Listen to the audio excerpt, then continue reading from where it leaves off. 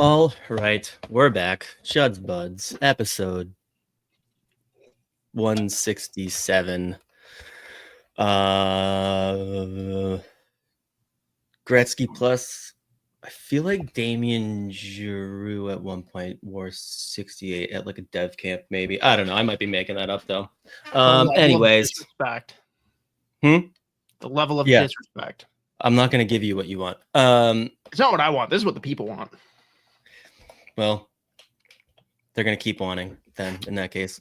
As always, your host, Spoke Z, joined by my good buddy, Mr. Atstay of Hoppy Hoppy. How we doing? Oh, it's kind of nice recording later. Yeah.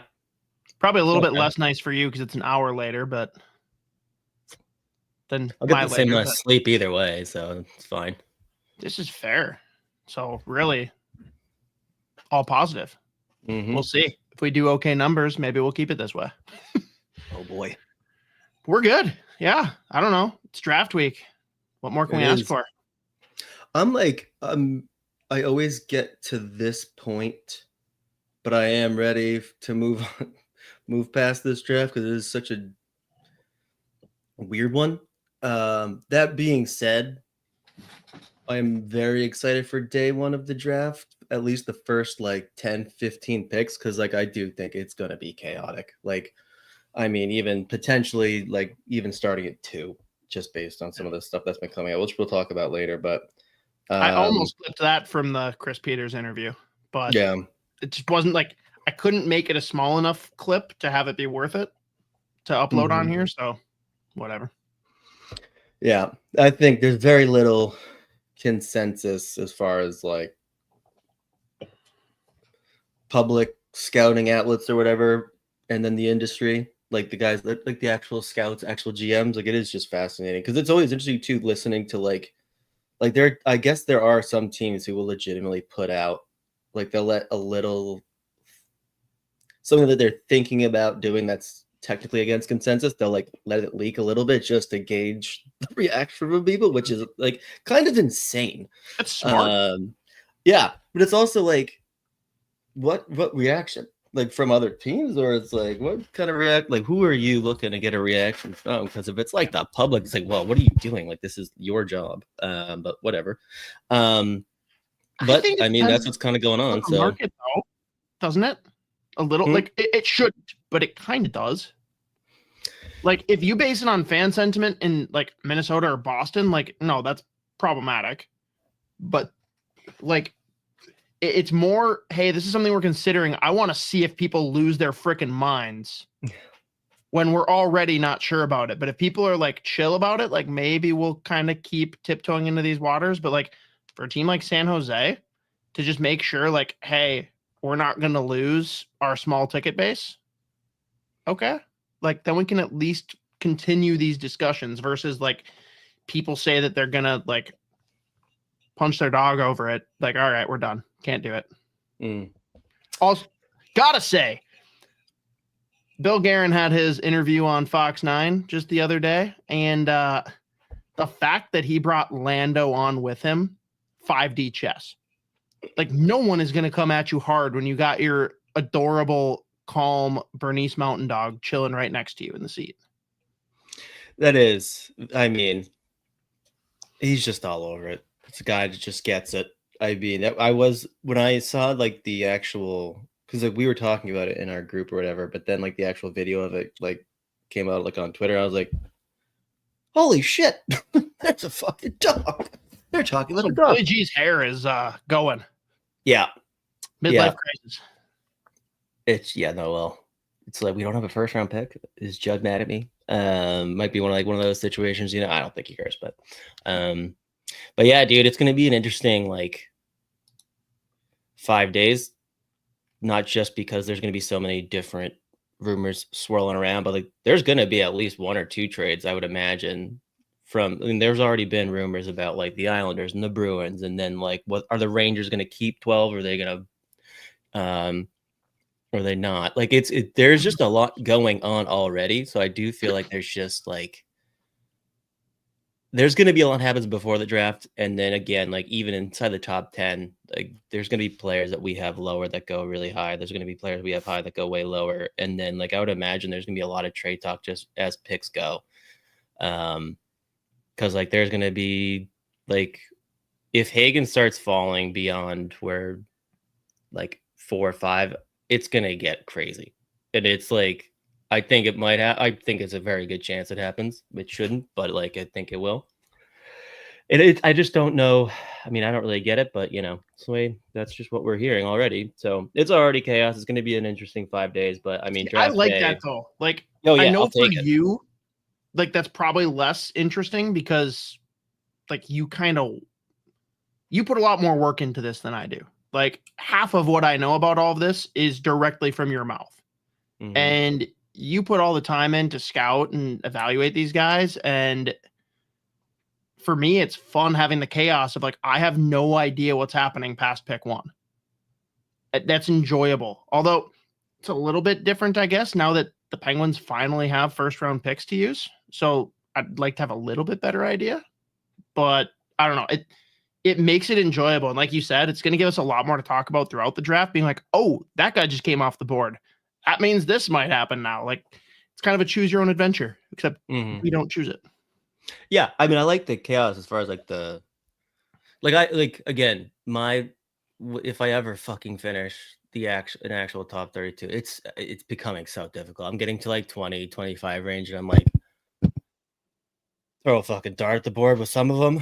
But then there's some players who I really like, but I'm like, I can't possibly do like 30, like they can't. But then I finished with like, well, I mean, like maybe like 39. I'm like, well, what's the fucking difference? Like, that's the other thing too. It's just like this year specifically, like when you just like look at someone that goes or is ranked by like one outlet at 15, and then another outlet has them at like 30. Normally that would be a pretty sizable gap just in terms of like the player.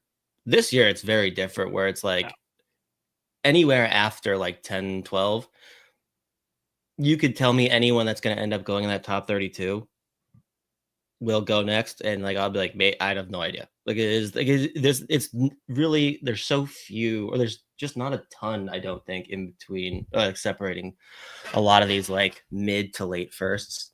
Yeah. Well, so we're going to have Jesse Marshall on here in about a half hour. He said he'll be on at around 8:40 Central. So we'll do our normal thing and talk about nonsense until then. I'm going to ask him this question, Z, and I want to hear it from you now that we're closer to draft day.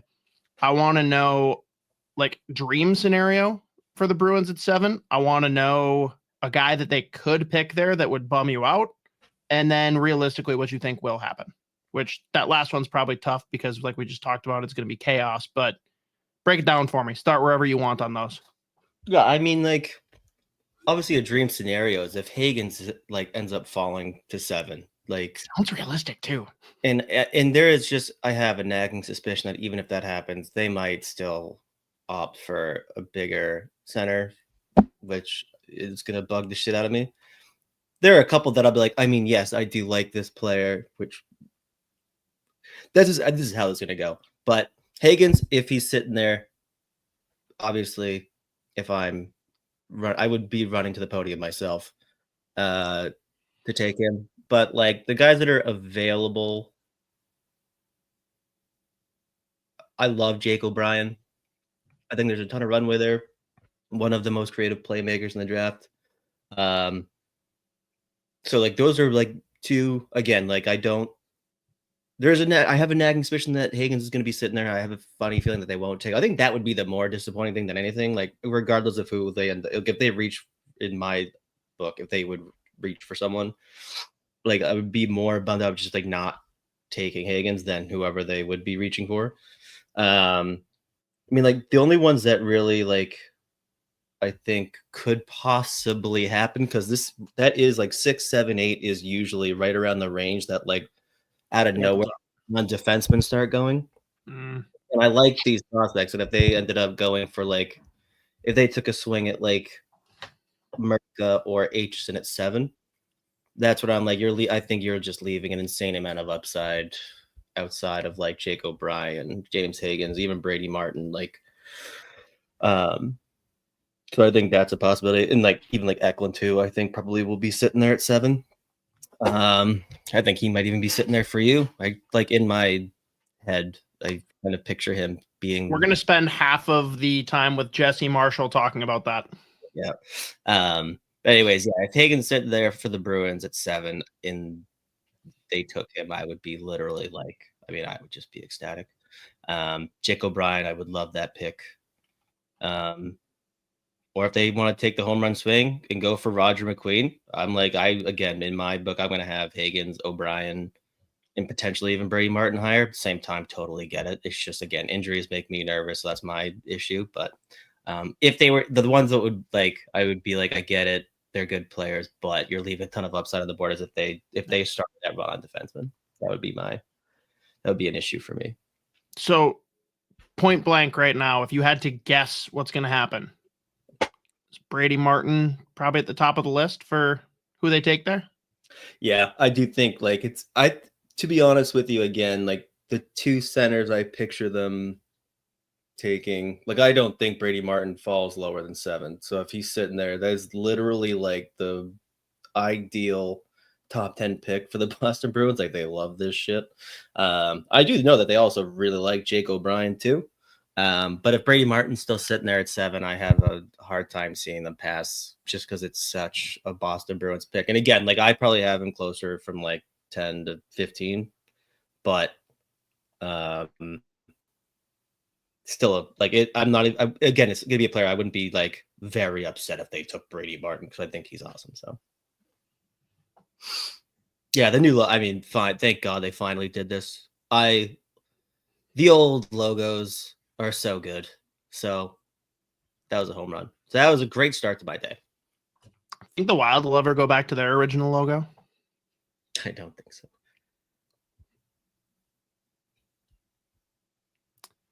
All right, yeah, we might as well get into the NHL topics. Here's the call right away.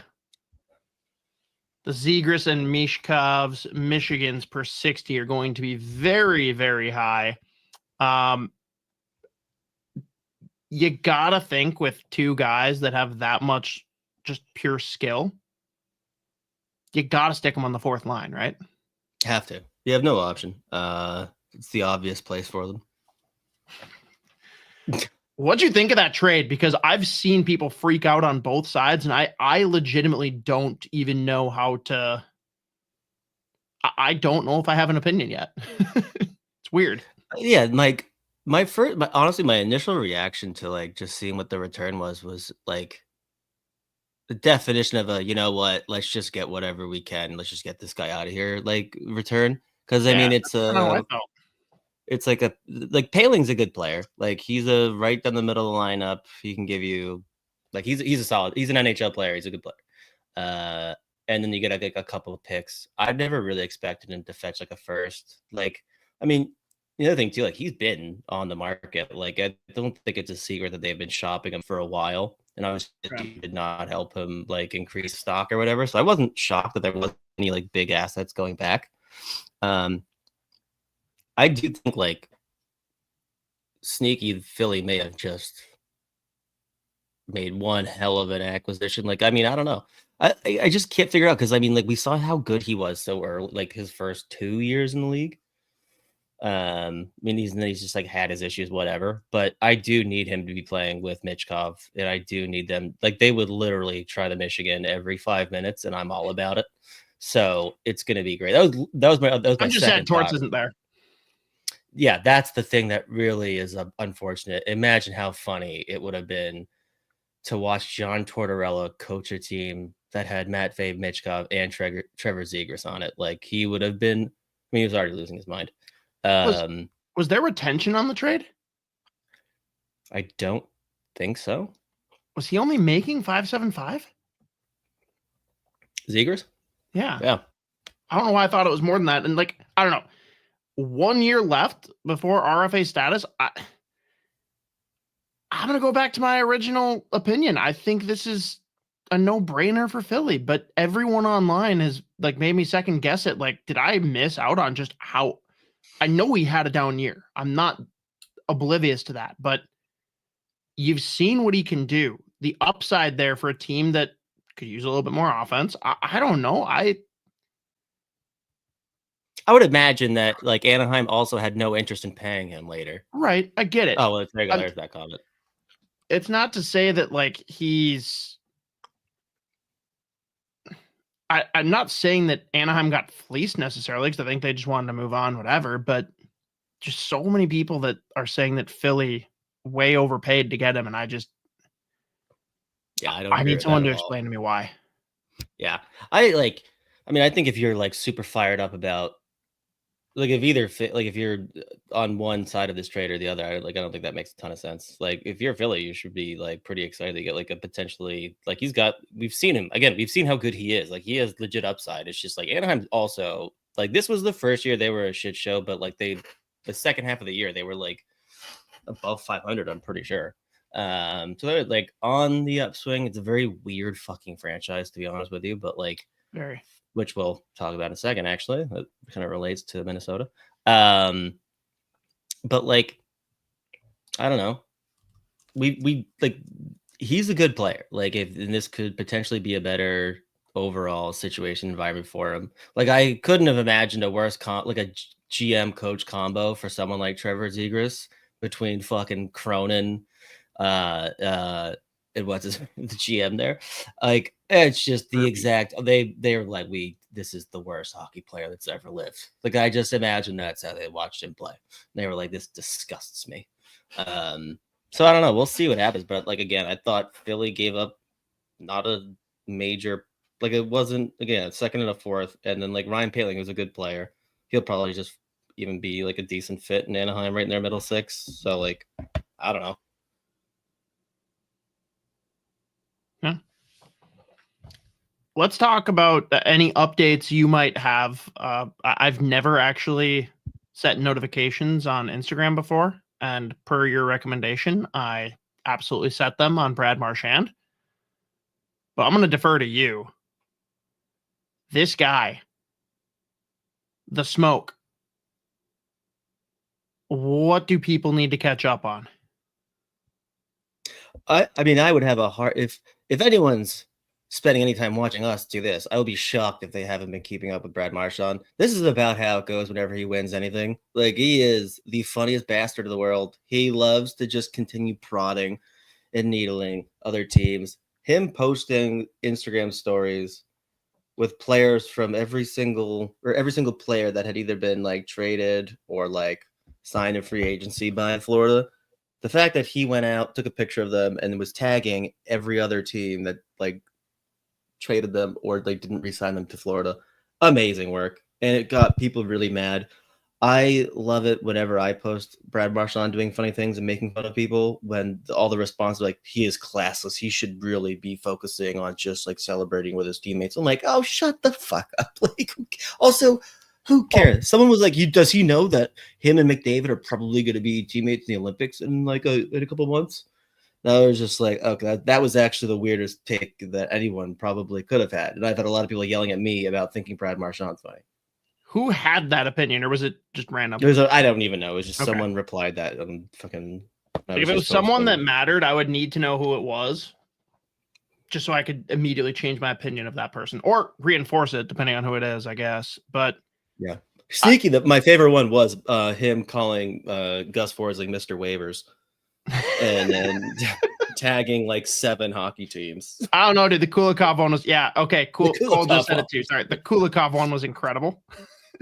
I liked the one where he just literally he's chugging his beer, and then all of a sudden he's sitting there like slowly opening his water bottle. Yeah, that's a good and then one, he just holds it up, drops it back to the beer.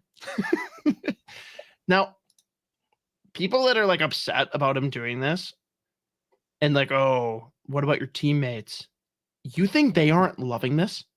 They're in half the I video. won the Stanley Cup. This is the behavior I would want to see from my teammate. It's insane. They're literally in half of the fucking videos of Brad Marchand going insane.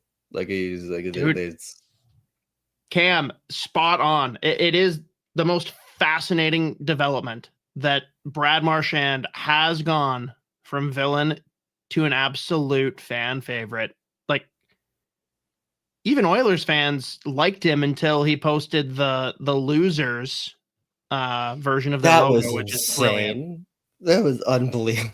Incredible. Even I was at that one. I was like, oh my god, dude. Now, I need to find the Ratmobile logo that was thrown up on one of those videos of them on the golf cart. I need that thrown onto a shirt. I need it. Mm-hmm. Yeah. Electric move.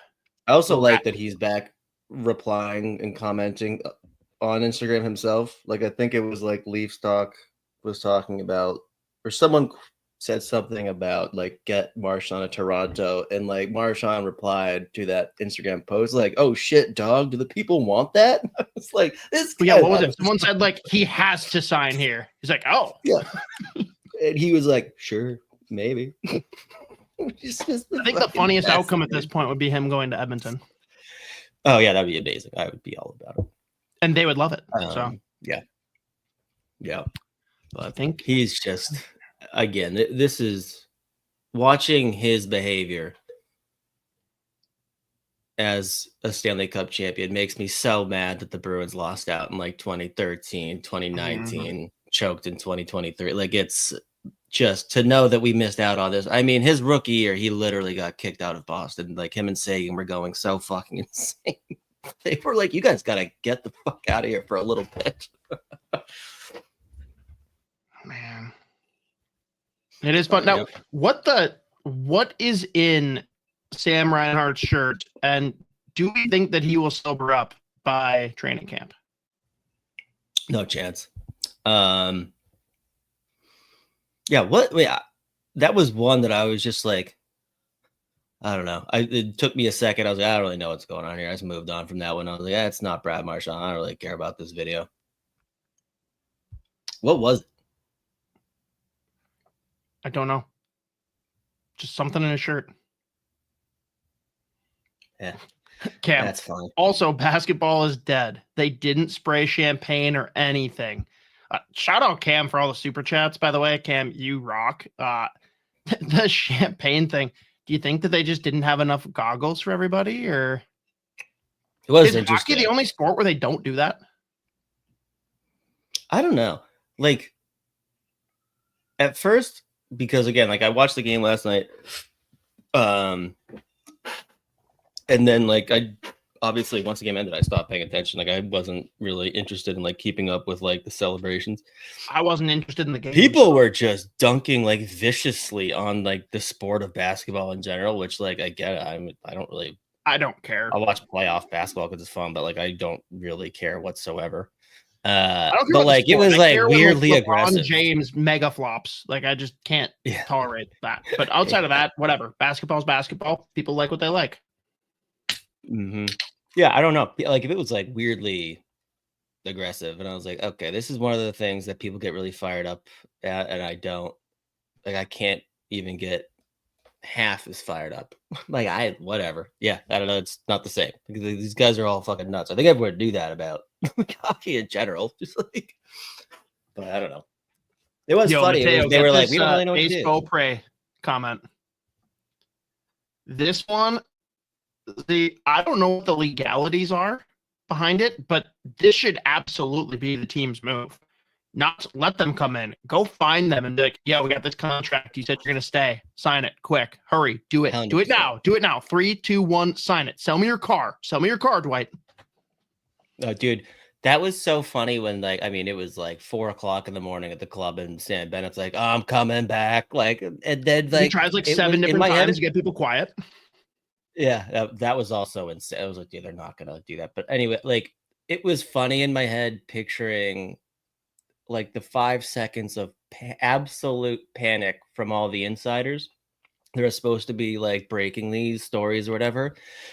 And like drunk Sam Bennett beat them to the punch of his own. Like, and they were like, is this real? It was like, dude, he's at the fucking club at 4 a.m. Like, no. And it was like Johnny Pants 420. They got the video and posted it and got the scoop. They're like, damn, someone's got our spot. Now, what would be really funny is if it was like some bald guy that gets the video standing backwards and just gets the top of their bald head. Yeah. Pulling the full on Kevin Weeks move. Yeah.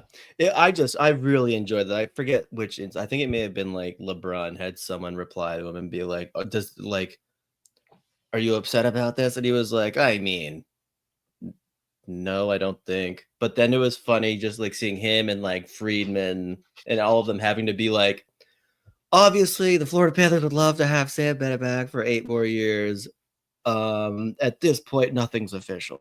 It's like, yeah, that would be the funniest way for that official announcement to happen. Like that would be legitimately insane. Dude, I just read Cosgrove's comment and I read it backwards and I immediately saw Smoke Machine. I'm like, that'd be a sick name for Brad Marchand. And then I read the whole thing. I'm like, oh, nope, that changed the whole meaning of this. We're going to move past it. Yeah. But I don't know, man. I always love the cup celebration stuff. People going around just being idiots. Like I'm extremely biased, but the Pittsburgh Penguins parade where literally Justin Schultz turns into a meme. You've got Ole Mata passing out on his balcony. Like it was just an incredible day. That's the best. It's just always funny just watching them run around absolutely mangled. Like day 4 of being mangled too. It's just the best. Mateo says we're both cutting in and out a little bit. Yeah, that's not great. Maybe we'll take turns real quick. You bounce out, come back in. Mateo, if there's any comments to address, throw them up for me. I'll bounce out and come back in once Z's here, and then we'll be good and ready for when Jesse jumped in. I'll be right back.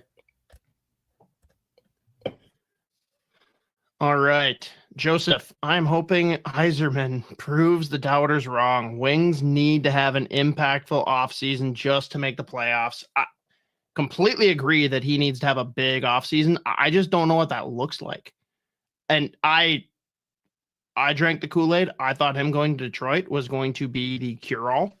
I thought he was going to fix everything. And he's done a good job drafting. We've talked about it on here plenty. He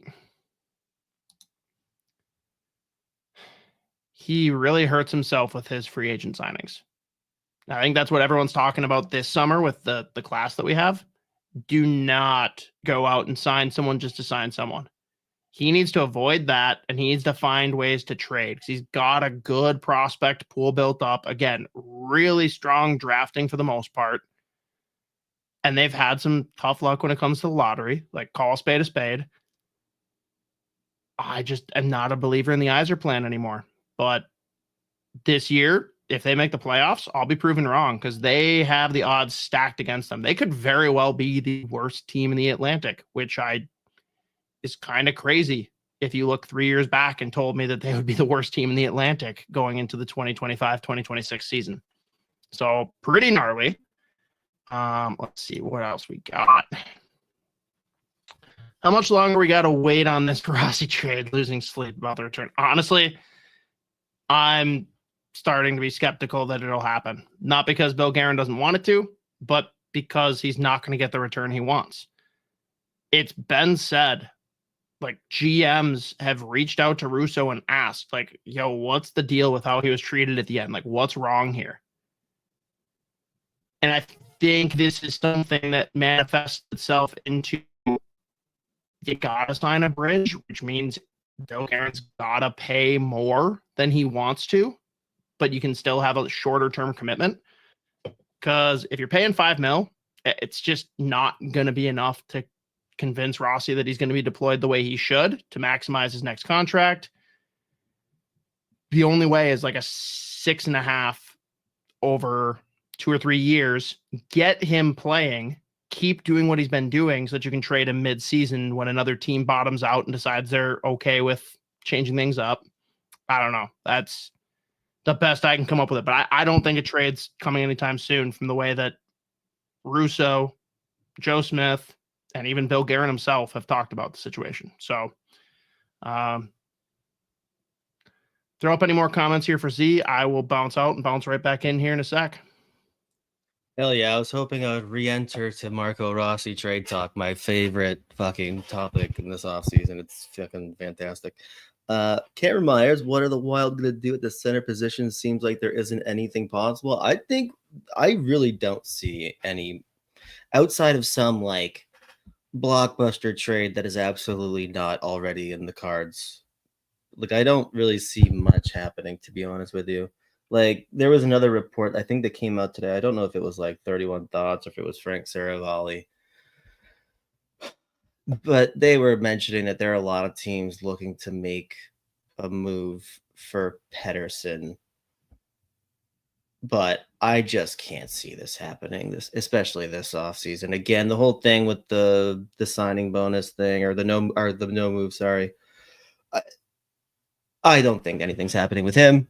Again, there's plenty of people like who are just bringing up a bunch of centers that aren't available, but I really do think like there's outside of the Wild maybe bringing in someone on like a cheap contract that's not even going to be like featuring in their top six. Like, I just don't see anything drastic changing at the center position unless the Marco Rossi trade happens, which every day that goes by feels less and less likely. I don't know.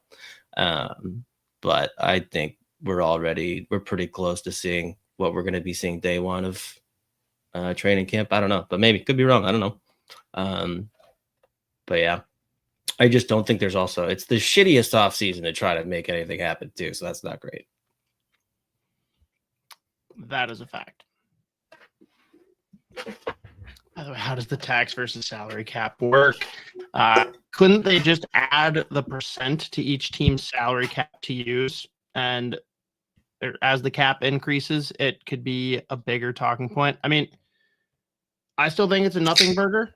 Personally, like, there's other taxes that people pay. There's other costs of living that get applied that you're going to slowly unravel this thing to a point of like no one understanding what someone's salary is or what the cap ramifications are. I think you could have it be a percentage allocation, but then like what happens when a guy gets traded? Like, I don't know. I think we're getting worked up over something that's not as big of an issue as people think. The only time it really comes into play is when you re-sign a player and you just convince them when you're a good team, like, yo, take a little bit less because really you are having more take-home pay here. And we're going to leave it as simple as that.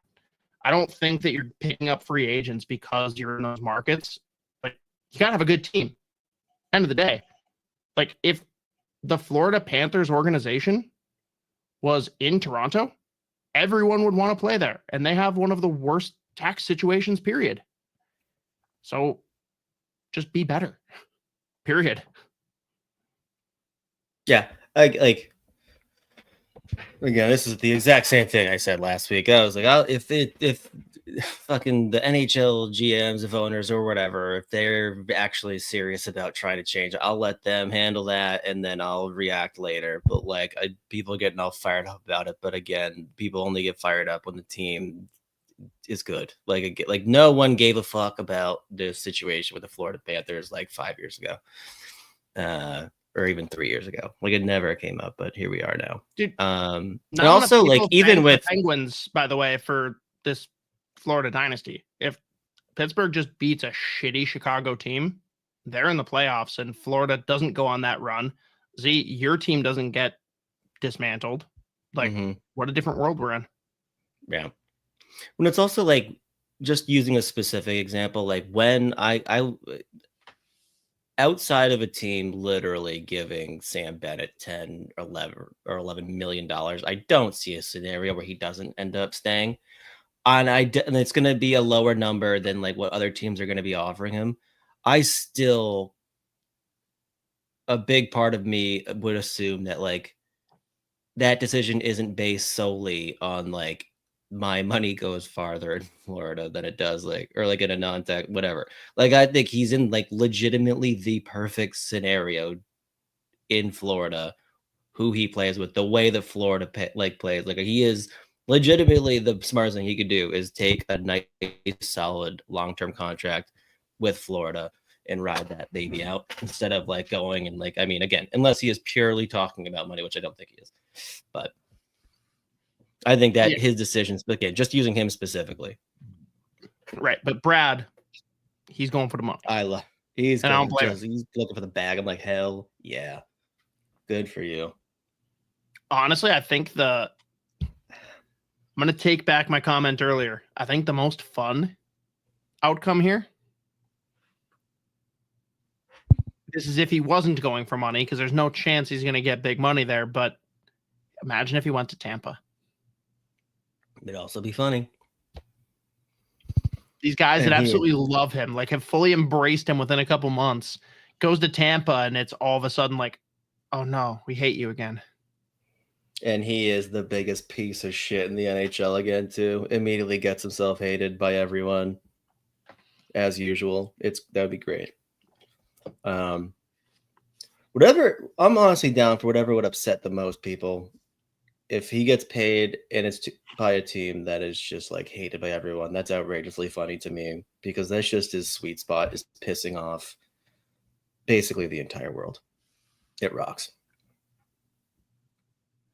Real quick, before Jesse jumps in, which I would imagine is in a few minutes here, it's official. Greg Cronin will be the bench boss for your Iowa Wild, which I feel like general sentiment is upset from a lot of fans from the military compound formerly known as the Iowa Wild. Nice. We banked an interview this morning with Chris Peters for Fellowship of the Rink. It'll be dropping in full on Wednesday. Like 45-minute interview. It was a really good one with him, but he weighs in. He spends a little bit more time, but I got about a minute clip here of him talking about Cronin in Iowa. I think next year will be interesting to kind of see, who ultimately is going to be in Iowa, how they progress. I think, Greg Cronin has a history of making the playoffs in the AHL. And then obviously, he comes with his, reputation of being a bit more of a hard driving coach. They might need that right now. They might need that. And we'll see if it pays off. But I think that, certainly there's going to be a little bit more accountability. And I think that there'll be more of an identity. That's one thing that I think I told you before, Joe. I just never felt like they had an identity as a team. Like they weren't hard to play against. They weren't overly skilled. Like it's just like, what are they? They have pieces. That's the problem, is that they have pieces. So there should be better results there, I think. And we'll see where it goes. But Crow will be interesting to watch and how he interacts and brings whatever he brings out of that team. Because I live in Iowa. I'm around that. I want to see the team succeed as well because it's great for the market. I think fans are starting to get a little frustrated in Des Moines that, hey, we're why aren't we ever in the playoffs? And important to note that the reason that he mentioned Cronin's track record making the playoffs, just before that, he basically shit on Iowa that, like, it's really hard to miss the playoffs in the AHL. Like 24 of 32 teams make it, and they've now missed in consecutive years. That is a challenging thing to do, but admittedly, hands up, like, I know that things went poorly in Anaheim for Cronin as an NHL coach. Track record in the AHL isn't bad. I don't know enough about what he did in the AHL, though. Z, do you have more to weigh in on as far as, like, whether or not you see this being a good hire? Yeah, I mean, and like, I've talked to people who have covered teams coached by Cronin, and like some guys that have been coached by Cronin. And the thing with him is I just have this nagging suspicion that he is legitimately a significantly better coach in like the AHL or even like development program guys versus the actual NHL. Because the biggest thing with him is, like, I mean, what Chris has said, like, that team's going to have an identity. That is a non-negotiable. Like, he is going to be a fucking prick. He is going to be a hard ass, but like, it's kind of like the NHL. There are guys that you can basically get a coach fired. It's like hard to do that. Like the AHL, like these guys have to like legitimately accept the role that they're given. I don't know. I do think if it was like let's say it was Greg Cronin got hired after Dean Evison got fired. And like that was the move. That would have been like, oh, this is going to be a disaster. I have a weird feeling that this will probably be like they're going to be winning more. They're going to be winning games. I think it'll work out. I can't necessarily say that maybe the players will be happier, but like at the same time, if they start winning games and they make the playoffs, I think they'll get over it. But I mean, he pushes hard. Again, you have to play hard when you play for Craig. I did it again. Greg Cronin. Jesus Christ. We're going to call him Craig moving forward. I'm just going to say it's going to be our oh man, why can't I think of his name now in St. Louis? Rick. It's our Rick bit. Rick, yeah. But I do think, again, like, I think this is actually probably a good hire. There's too much individual talent. Like, there's too many good young players on that team to like not even sniff the playoffs the last couple of years.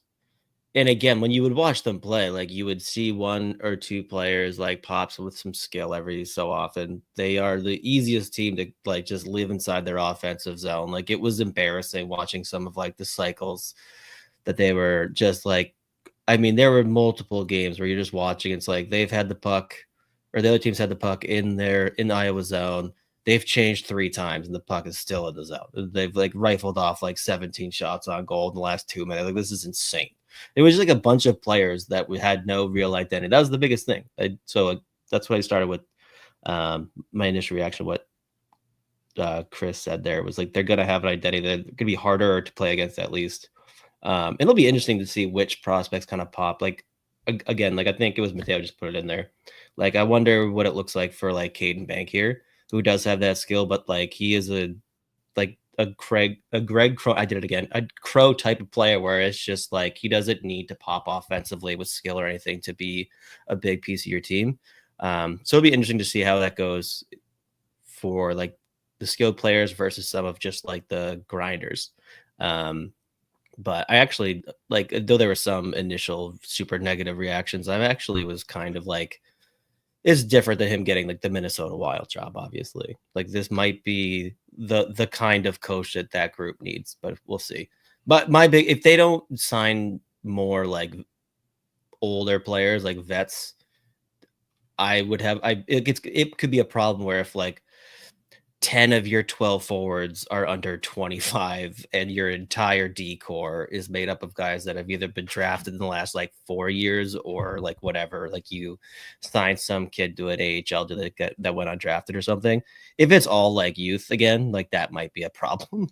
We'll see how that would go. But as far as the first step goes, I am not against this hire, so we'll see. Again, just commit to it being our bit and just call him Craig, and then you're good. Yeah. I wonder how many times he'll bring up Tom Brady, because he's a Boston guy. I think he brought up Tom Brady when he got hired by Anaheim 12 times in his presser, which was insane, but it's very funny. He was like, you that guy Tom Brady. I was like, oh my God, you sound like half the dudes I go to the bar with. It's like, Tom Brady could do that. Tom Brady could do that. It's like, what are you talking about? Noah asked, is Kumpalainen in Iowa next year? I actually can't remember what the contract situation was. I think he might. Should he is the better question. Yeah, it would probably be a good next step for him. I mean, like, he started off really well in Liga. And I mean, that team was they narrowly escaped getting relegated. Like, I mean, just barely. They had to pull off a couple big wins, which he was really good actually in their fight against relegation last 2 games. I don't know how strongly I feel one way or the other. He's another guy that I think could play in a. I almost said Craig. I almost did it. I feel like he could play for Crow. He's a Crow type player. He's just big. He can play physical. He plays that 2-way game or whatever, but he's got some skill to him, obviously. So if he's in Iowa, that's probably a nice step or a nice next step for him. Especially, I don't think Pelicans is going to be. They're not going to be any better than they were next year. They're going to be fighting to not get relegated again. So,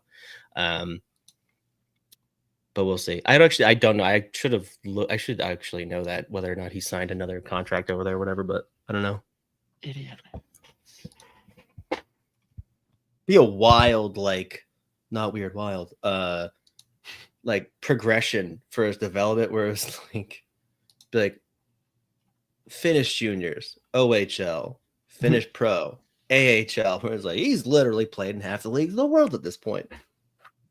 Yeah. I love that guy. All right.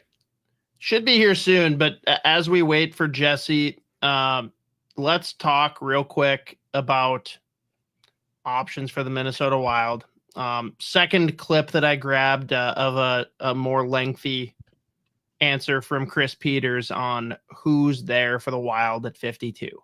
I mean, if you want to go off of my most recent list in terms of the guys that are in that range, Ben Keevan from the Des Moines Buccaneers, very speedy player, heading to Arizona State. Ivan Ryabkin at 52 from the Muskegon Lumberjacks, though I would say, based on everything I'm hearing, there's a chance he's not drafted until much later because of how awful his combine went. There's a big right-hand defenseman, Max Senica, who could be a first-round pick, could be a mid-second round pick. Who knows? You really that's the kind of the way you feel. I think the goalies, there could be some goalies there. Obviously, I think I still have faith in Jesper Wallstedt. Maybe I'm the guy. But there are goalies in that range, and I think it never hurts to have more in your system. Michael Pradell from the Tri-City Storm, very good goalie with high upside. I think he'll be a player that's available there. Maybe if you want to take a swing and don't care about size, I think Cameron Schmidt could be there. He's a guy that's been projected around the first round. I have him 58th on my list. There should be good options. It's just, I think I've said this on every show that I've been on. There are a lot of guys. There are a lot of guys that are easy to like in this draft, and very few that are easy to love. So I'm trying to decide, Z, what would enrage Wild Twitter more. Wild taking a goalie with that pick, or Wild taking Cameron Schmidt as Bill Guerin tries to exile Marco Rossi for being too small? Which one is more fun?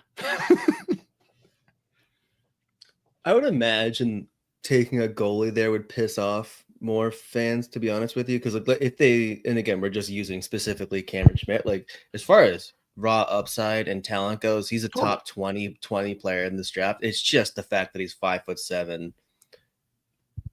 That is the only reason he's probably going to be in the second round. but he is fucking unbelievable. We talked about it last week with the WHL. So is Marco rankings, Rossi. No, I know. I'm a fan of both. I'm fucking. No, I should have brought a fucking Burmese fucking out. No, just I don't get yelled at. I did. So it's actually funny that he brought up those players with pick number 52 because they're smart scouting. We're doing a 2 or 3 round mock draft. It's taking forever because like we have people that are all over like the world as far as like we have like one of the dude that lives in England. We have a guy that lives in Spain. So it's like it's the slowest draft. It's a fantasy football slow We've been draft. going. We are literally not even halfway through round 2, and we have been going for almost a week. Like it is very funny. Like it's like we cannot fucking advance. I think it was this morning. Josh was like, "I'm making an executive decision that if we can't pick this up, we're only doing 2 rounds. We're done. This is insane." It was just like the funniest mock draft ever. Trying to coordinate it on Discord, like it's ridiculous. But some of the players, so like I'm up soon. Actually, I have both. I'm picking both for Boston and Minnesota, and I was picking for Nashville too. And Seneca, Benjamin, Kevon are 2 players that I have like literally been floating around in my head that are realistic targets for both Minnesota and Boston. It would be nice additions to their group. It's interesting. I was looking at like Prodman he posted an article where he was like, what are the biggest needs for each team in this draft? I thought it was interesting that for the Wild, he just said skill. And I do get it. I'd say there is a decent amount of skill. I guess he did bring up just the fact that like there are a lot of guys that are high-end prospects that maybe it's just like they're looking to take a swing on someone like Ryabkin, who is one of the most skilled players in this draft. He might not even get fucking drafted. Like No, I've heard some of the funniest shit about his combine where like every team that talked to him, they're like, what the fuck is wrong? Yeah, it was bad. But someone will take a swing. It'll just be later. I mean, again, this is a top, as far as pure upside, pure skill, pure talent. He's like a top 10, top 15 player in this whole class. It's just like, it is so funny to me that every single team that talked to him at the combine was just like, that was insane. What the fuck is this? This is crazy. Like, we can't possibly in good conscience take him before like the 4th or 5th round, which is nuts because he's one of the best players. But yeah, the way too early rankings, I think he was 4, wasn't he? Like that, he was definitely top 6. I can't remember where exactly we put him. But that was a consensus fucking. No, that was literally that's not a chirp. Let's just say like no, I know. The ball is real. Oh yeah, no, that's what I'm saying. It was like, it wasn't just this show. It was every single fucking way too early, top 32, top 10, whatever. It was like React. It was like top 5, top 6. Fireboard check. Year. This would be a great call if we had a 3rd. Yeah. 4th, maybe. And he could be there. He could. Yeah. Mateo says get real. Billy is taking Nestrashil, West, or Amico. I just wonder, like, obviously there's the local ties and he is big, but can you risk taking a guy like West when you don't have a 1st or a 3rd? And sure, it seems like he's going to be a hockey player. You're still not guaranteed. Yeah, I think the only issue with the Wild taking him at 52 is that you legitimately don't know what's going to happen over the next 8, like literally just the next 8 months. If he quit football, I'm in. But also, he'd probably be gone by then. So that being said, I think there's a good chance he's already gone before 52. Like, I think he's going to end up get like mid 40s, like right around the 44 someone to 50 that's got range. a lot Like of picks that will where he take him. goes. I think that's where he goes. I think he ends up going somewhere between like 43, 44, and 50. Like, I don't think he even makes the 50. Like, I think Bobby Mack had him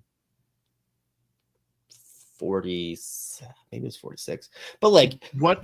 I get the trepidation about the Wild only having 1 pick in the first 3 rounds. If they took him, I'm all aboard. Like, I don't care about the risk. I think he is like a long-term project, but like his profile, what he is right now versus just like once he's only playing hockey. And again, anything can happen in the meantime. So we don't actually, like, you can't say 100% either way, but like He's such a unique player. One of the most athletic players in the draft, just in general. One of the more athletic players we've seen come through the draft, obviously, in a long time. But like the way he moves at his size, his untapped like potential as far as just like he's relied on just raw skill and being more athletic than everybody for a long time. But like watching him go play in the USHL, how good he was in like the 10, 15 games that he played there is such a fucking good hockey player in there. So if they were to take him, if he was sitting there 52 and Minnesota took him, I am 100% all aboard. Totally. I love it. I love it. Dude, if his last name is Westov, Carolina for sure. Yeah, if it was Maxime Westov. Yeah, next question. But he would have already been drafted somehow. But and then the other names that he brought up there, I think Nestor probably goes. He might go first round. I'm a big Nestor fan. Love that player. If he was sitting there at 52 and they took him, A+ pick for me. I think there's a ton of upside there. Only issue really with him is just like the overall like skating, the mobility is like if that is a legit issue. But like how good he was in the USHL playoffs this year, he's a beast. He's a good playmaker. He's got skill, and I mean, like good two-way game as well. I would be all aboard the Nestor pick, but I think he's gone. And then Carter Amico is just like, I wonder how early teams are comfortable taking him. He played like less than 10 games this year with that injury. Like he basically didn't play any hockey. So like who's going first overall? Right. That's what they do. Very different, but like Carter Amico is never thought of as a top 10 player in this draft. Matthew Schaefer always has been. But like I think Amico literally played maybe 6 or 7 games. He's been hurt for a very, very long time. But I love Carter Amico, big mobile defenseman, physical, really good mover. Again, if he's sitting there at 52 and you took a swing on him, big fan. And then again, the names that Chris brought up, if Seneca's sitting there at 52, that's a great addition. Just a giant fucking right shot D-man, super mobile. Played a little bit of Czech league before he came over. Played North America. Really nice transition, fluid mover, good with the puck, and just a beast. And just a prick to play against. That'd be a great pick. Just gives you a little bit of something different in your prospect pool in the back end. So I'd be, again, those picks I'd be like, yep. Ryabkin would be funny. I'd be like, you know what? Fuck it. Who cares? Like if he hits, he's going to be incredible. There's a team that makes sense. I guess it's this one, kind of. That's the thing. Yeah. Like, it's like if you could, hey, bro, you can hang out with Yurov and Kaprizov for 15 years if you stop being a fucking psychopath. What's his view on cheeseburgers and milkshakes? Yeah, no, we're going to make sure. Do you have Hovanov's number? If so, delete it, block it. He's not real. He's never existed. We don't know him. She goes to a different school. It's fine. Yeah, we talked about the profile need. What's the positional need for the Wild? Which, I mean, I think the obvious answer is center, but when you're picking in the second round, positional need's kind of out the window, isn't it? I mean, I when you look at the center depth that they have already, too, like I think that's where, like when Prondon brings up skill being like the biggest need for them, like you can see that, like. Again, Kumpalainen's got a ton of skill. If he's a top 6 center in the NHL, I would be shocked. Charlie Stramel is a big player. He's got some skill. He can score, obviously. He's always been a solid player like, up until college. And then this year he popped off offensively. He's not a top 6 center in the NHL. Like Riley Height, is he going to be a center? Is he going to be wing? We don't know. Same thing with Hunter Haight. We don't know. Like you can see the argument there for like if they wanted to go out and find like a skilled high upside potential center, that's when you're like, you know what, fuck it, like why not Ryabkin? But again, another player that I think I brought up last week, maybe out of Sweden, is Theo Stockselius, another player that just like because he's played for Djurgården, like he's just gotten no real love. I mean, he's an older player for this draft, but I'm a big fan of his game. I think he's such a solid playmaker. He can score goals himself. He gives you two-way upside. Like that is a legit player where if he was sitting there at 52, which I think he will be, because I think when I looked at like Bobby Mack had him like end of the second round. So Theo Stockselius is another really good option for them, I think. As far as potential upside playmaking centers, I'd just a big fan of that guy. So that would be a decent enough pick, or a decent pick. Nice. If anyone else has draft questions, throw them into the chat. Z, as we wait a little bit longer, maybe now is a time, and I don't know where you're at in developing them, or if you finalize them. I would think by now you would know who your children are, but do we have draft sons assigned? I can bring up a couple for sure. 2 or 3 every year. I mean, at least, all right, who's your three number might one? be too tough, though. I might need like 5. Okay, you can have 5, but I need to know who your firstborn is. Who do you love the most? Firstborn draft son in this draft, 2025. Has to be Victor Eklund. Has to be. This is I know. bad, Z. I know, it's terrible juju for you. It's Zach Pence all over again, man. Can't do this. He's going to the Ducks. Holy shit. I think both of our internets are giving up again. But like, you can't watch Victor Eklund and not pray that he ends up being drafted by your favorite team.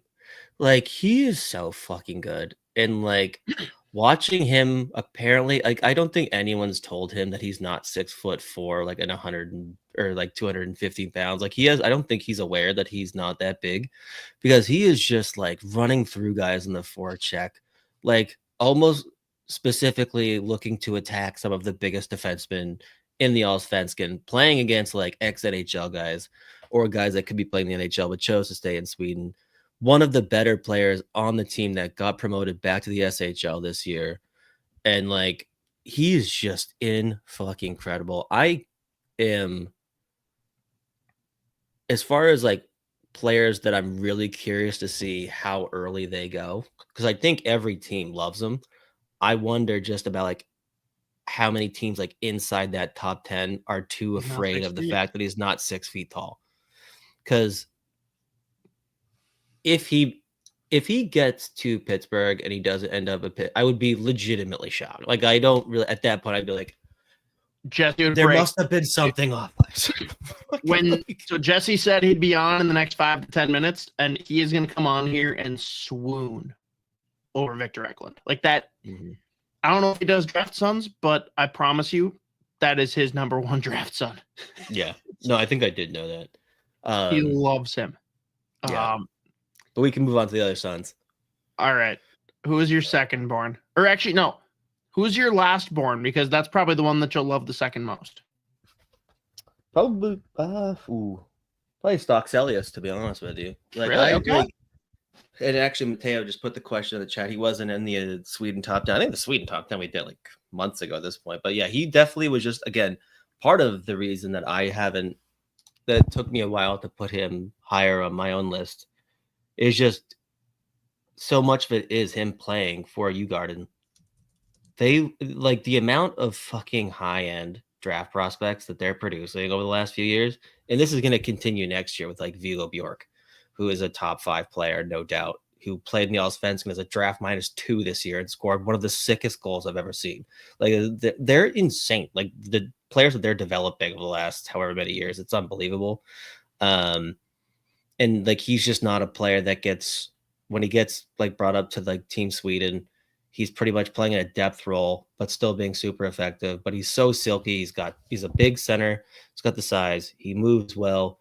Super dynamic playmaker, in my opinion. Like, I think he's super smart, the way that he manipulates the defense, creating passing and shooting lanes. Like, I think he creates offense. It's like top 25 player in this, as far as just like creating offense. I think he's a top 25 guy in this draft. Like, I love the kid.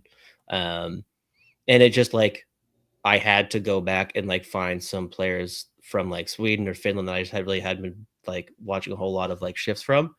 And just watching how good he was, especially down the stretch. It was like, when it's all said and done, if I even get to a fucking top 40 or 50, he's in my top 40. I'm like trying to convince myself to put him in like 32.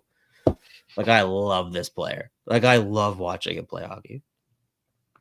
Maybe the real question is, who's your 31? Because last year 31 was Ryder Ritchie, who not only is a proven bona fide stud, Judd Brackett gets him as a steal in the second. Where's the positive juju?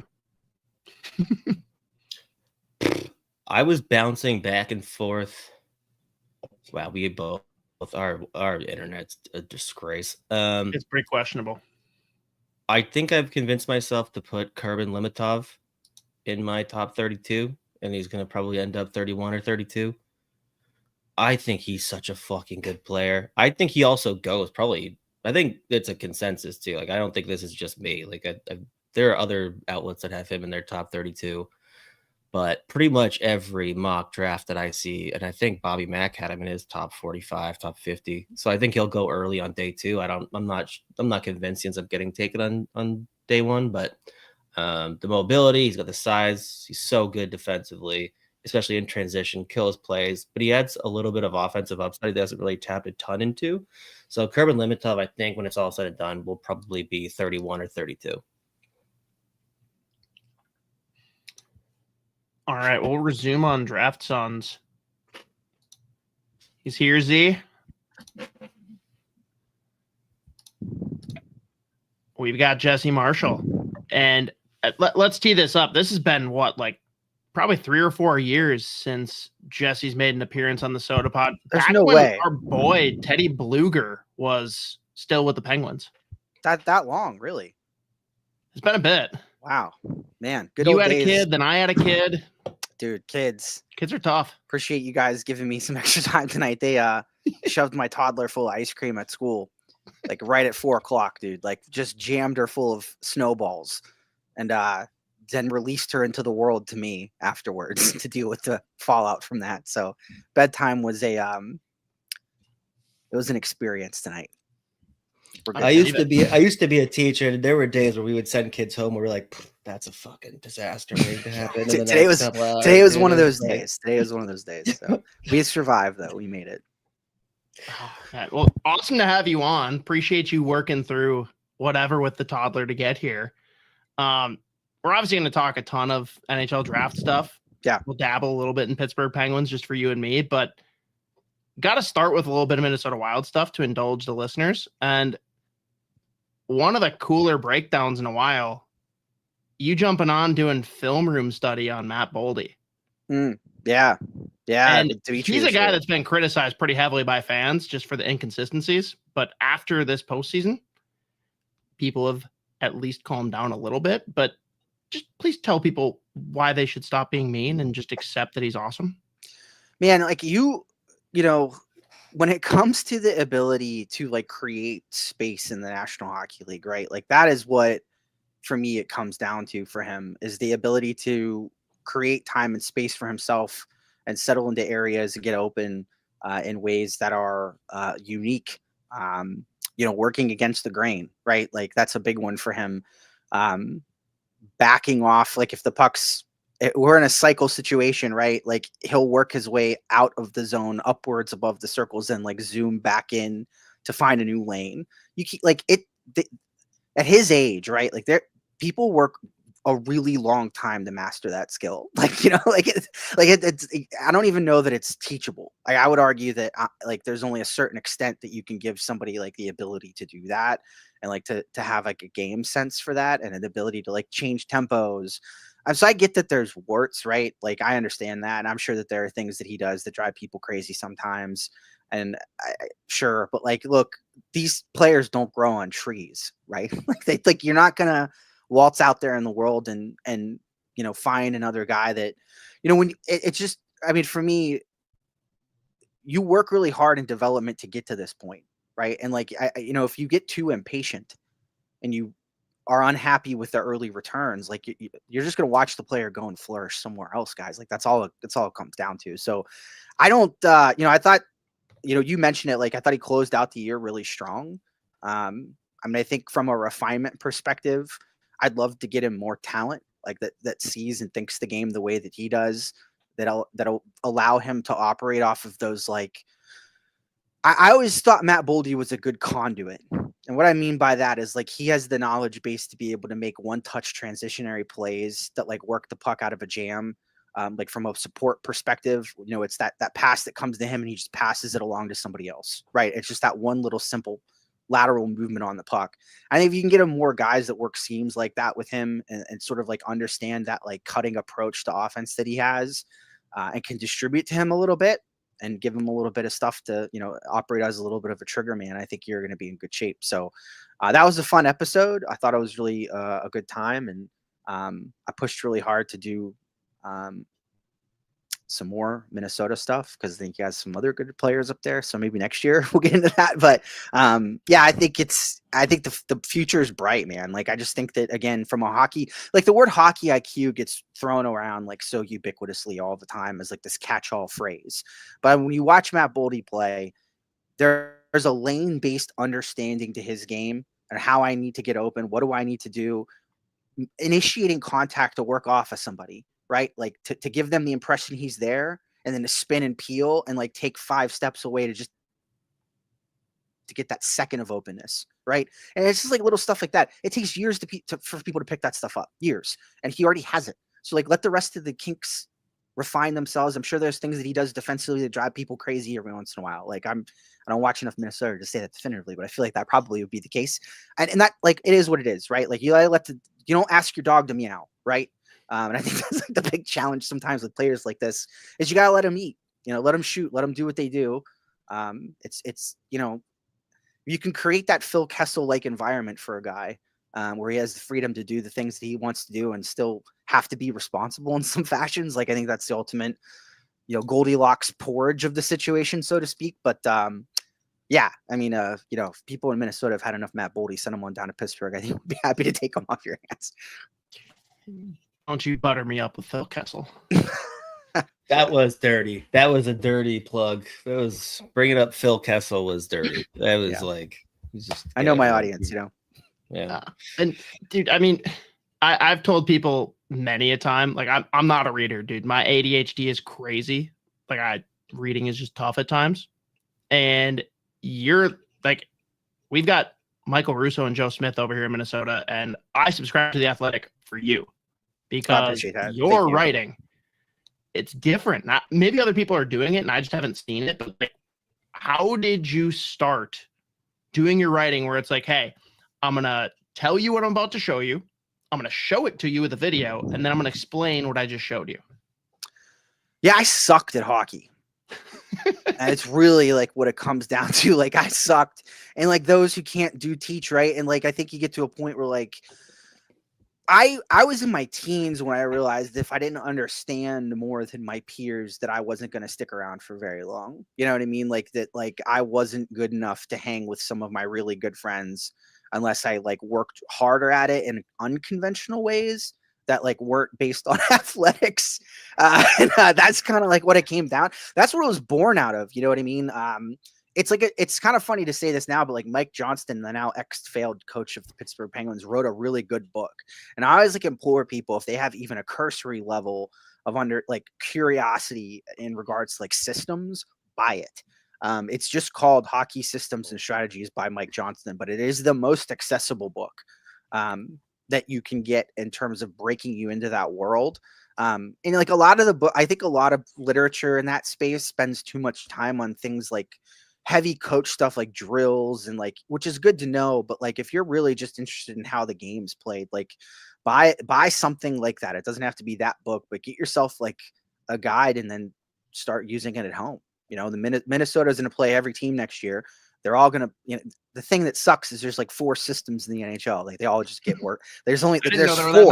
Yeah, there's not that many. So you're not going to get a big variety, but like, you know, just sit down and start. If that's what you're interested in, sit down and start looking at it, right? Like who's playing this? Just like pause your TV and feel like, all right, what does this book, what matches this, right? Like, what does this look like? And then it just gets easier after that, right? But like, I think that, you know, like that's really always been where my interest has been is how is the game being played? And how does that impact results? Right. And I think like we've seen it with coaches that come and go for certain NHL teams, like they'll be there for a certain period of time and things are either really, really good or really, really bad. And then the next coach doesn't get that out of them. And it's like answering those whys is exciting to me. And I think that's like kind of what got me into data and analytics too, is it's just another way to understand the game. You know, and I think if you use it as that kind of a tool, there are rarely a situation you're going to encounter in your life where the data and the video don't say the same thing.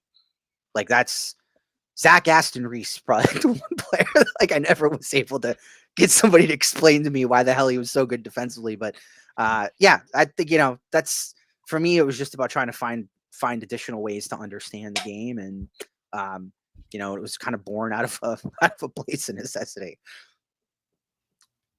You talked about how there's other players with talent in Minnesota. I assume it doesn't just get limited to Kirill Kaprizov. I gotta get an outsider opinion because we've exhausted this topic with people in Minnesota.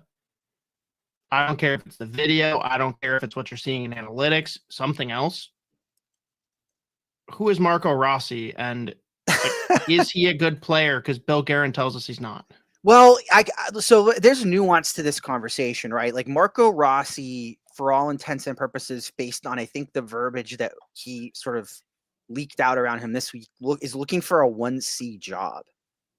And like, I don't, like, just being honest with you, like, I don't think that that's something he's ready for at present moment in time. Like, I think if you're looking for that, it's going to come on a team that's not very competitive. You know what I mean? Like, I have no offense to Marco Rossi, but if you're the 1C on the team, how good's that team? Probably not so good.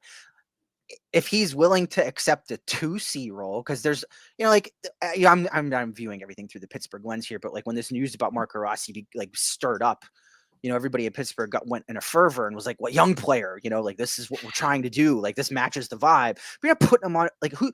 You're not putting Marco Rossi over Sidney Crosby. Like, you out of your mind? Like, you know what I mean? Like, come on. Like, there's just no chance. So like, if 2C was something he was interested in, and they were going to pivot Malk into wing, right? Like, if that was something, then I'd give it a chance. But there's a consistency question there for me, right? Like, I think there are periods of time where he puts together really strong pieces of work offensively. And you look at him and you're like, damn, that was really good. There are times where I don't think he's bad. I don't think he's as good as that. And I can't explain why. I don't know what that distinction is. I don't think it's a question of like, he doesn't work hard, or it's like he's a, you know, ambivalent on the ice or whatever. I don't know what it is. Maybe it's the fact that he's not the largest human in the world, and that's something that he's still figuring out at this level. And that's possible. I think that like over the last year, there are times where I thought like his ability to chain skills together like almost got worse from time to time, where like you didn't see as much dynamicism from him, and maybe he was being told to calm down. Like maybe it's, you have to, like, we don't know what the coaching staff was instructing him to do. Like maybe that was intentional. So I just like the body of work is good a lot of the time. Like I like it. I wouldn't, if a deal, like a sensible deal was facilitated at the bottom of the Pittsburgh, I don't know anybody in the city would be like bummed about that. Like nobody would be like bummed, like everybody pumped, like excited, like, you know, youth, like, let's see what happens here. But, you know, it's got to be for the right price. Like I wouldn't go out and, you know, pay a king's ransom for it. I think it'd have to be a balance. I'm sure Minnesota is looking for a bizarre combination of players that can both help now and other things for the future. Which is, you know, not going to be something a lot of people are willing to pony up, I think, in their current state. It's, you know, if they can get away with doing it with picks and prospects, I think they might be more inclined. But to have to like give up a roster player to get us like another center is like, there are teams that are looking to get better, but I don't know how much better that makes them if they have to sacrifice an NHL part somewhere else. So I don't know what the end result solution of this is. I don't know why. Maybe I do know why. Maybe I was answering my own question now, but like maybe Bill Guerin like sees him as the anti-him. Maybe that's it, you know? Like, and I say that because, like, you know, Mike Sullivan loved Mike Sullivan's. Like, there was nothing he loved more than a guy that, like, reminded him of Mike Sullivan. So, like, I don't know, like, that's a thing for ex-players, right? Like, if they get the sense that you're not, like, I'm using air quotes here, bought in, or like you have some element of lack of physicality as opposed to what they had, you know, I don't know. Axes get ground, right? It's a weird thing. So I don't know, but I wouldn't trade him. That's for sure. I'd keep him. That'd be my preference. I don't, you know, I'm not as like hip to the nuance around what's going on up there, but it's definitely a bizarre conversation for me to observe as an outsider. I mean, Z, I'll let you expand on this, but like really my view, and I could be very wrong, but from what Bill Guerin has said, like Marco Rossi does not need to be a 1C. He doesn't want to be a 4C. 2C, Yeah. he's very like suited with. So is that He like the wants thing? 7 Like by he's 7. so like he's so like bummed out by the 4C thing. Is that what's facilitating the conversation? Well, what started it was Bill Guerin offered him a 5x5. He said no. Bill Guerin put him down to 4C. This all happened. Rossi countered with 7x7. Guerin didn't like that. And yeah, I think what you said about him being the anti-Guerin, especially when it comes to size, is a big piece. But like, he's 5'9" when you drafted him. Like, Yeah. I don't know You what knew you what you were expected getting, right? there. You didn't think And he was gonna everything grow he's 5 battled inches. through. Like, Z, do you see anything different? I mean, I don't know. When I look at Marco Rossi, like, and specifically with Bill Guerin, part of me, like, I know this isn't actually going through Bill Guerin's brain, but like, part of me has to be like, how does he have 60 points? He's 5'9", and he's like kind of a dog shit skater. Like, I mean, he skates. I mean, he doesn't move faster than like 12, 15 miles an hour on the ice. It doesn't make sense that he's like producing points. I don't think he's like a first line center by any means. Like, even in like a 2C role, I don't necessarily think he's a guy that's going to be driving offense. Like, he's not creating offense, but like he is a fascinating player where like he is incredibly smart. So it's like, I remember watching him in the AHL, and he's purposely going to the net front against guys that are like 6'5", 6'6", only to like win net front positioning and score from there. Like, almost all of his offense comes from like inside the crease. It's almost like Zach Hyman plus 5 feet, where he scores all his goals from. I think he can be like a legit play connector. I don't think he's ever going to be someone that drives offense at all. Especially just his overall profile, but like, he just has a way to like make this work. And like, watching him go from the OHL, where he is one of the best players in the O his draft year, puts up 100 and whatever points. He's like, the 2-way game is legit. Then COVID happens, he gets myocarditis. We watch him like literally almost die. And he comes back. And now like the last 2 years, just watching the progression of like what he overcame. And then again, just the fact that like last year puts up 20 and 20. This year it's like 25 and 30 something. Like, he was a 60, 65 point guy. I think he maxes out at 60, 65 points. But I think there's a lot to his game. Again, like the 5'9" center that doesn't skate well doesn't really make sense at all. But like, again, I don't think he's ever going to be like your dynamic playmaker. He's never going to be leading transition. But I think he is an incredibly smart hockey player, in which you kind of have to be when you're that size and that slow. And I get like the trepidation about committing long term, but like, I still think there's a little bit more upside with his offense. Like, I don't think he's ever to score 30. I don't think he's ever going to be a point per game player over 82 games. So if that's what's like, if it's just the fact that they can't really commit to paying him like a 1 or a 2C, then like maybe that fuels it. But it's just been a weird. The whole watching it unfold has made no sense, because he just kept playing well, and they're like, fuck, put him on the 3rd line, put him on the 4th line, and then he would still like score big goals. I'm like, damn it. All right, well, that kind of worked. And then they put him on the 4th line in the playoffs with Brazeau and Trenyard, which is the funniest 3 players to be on the same line ever.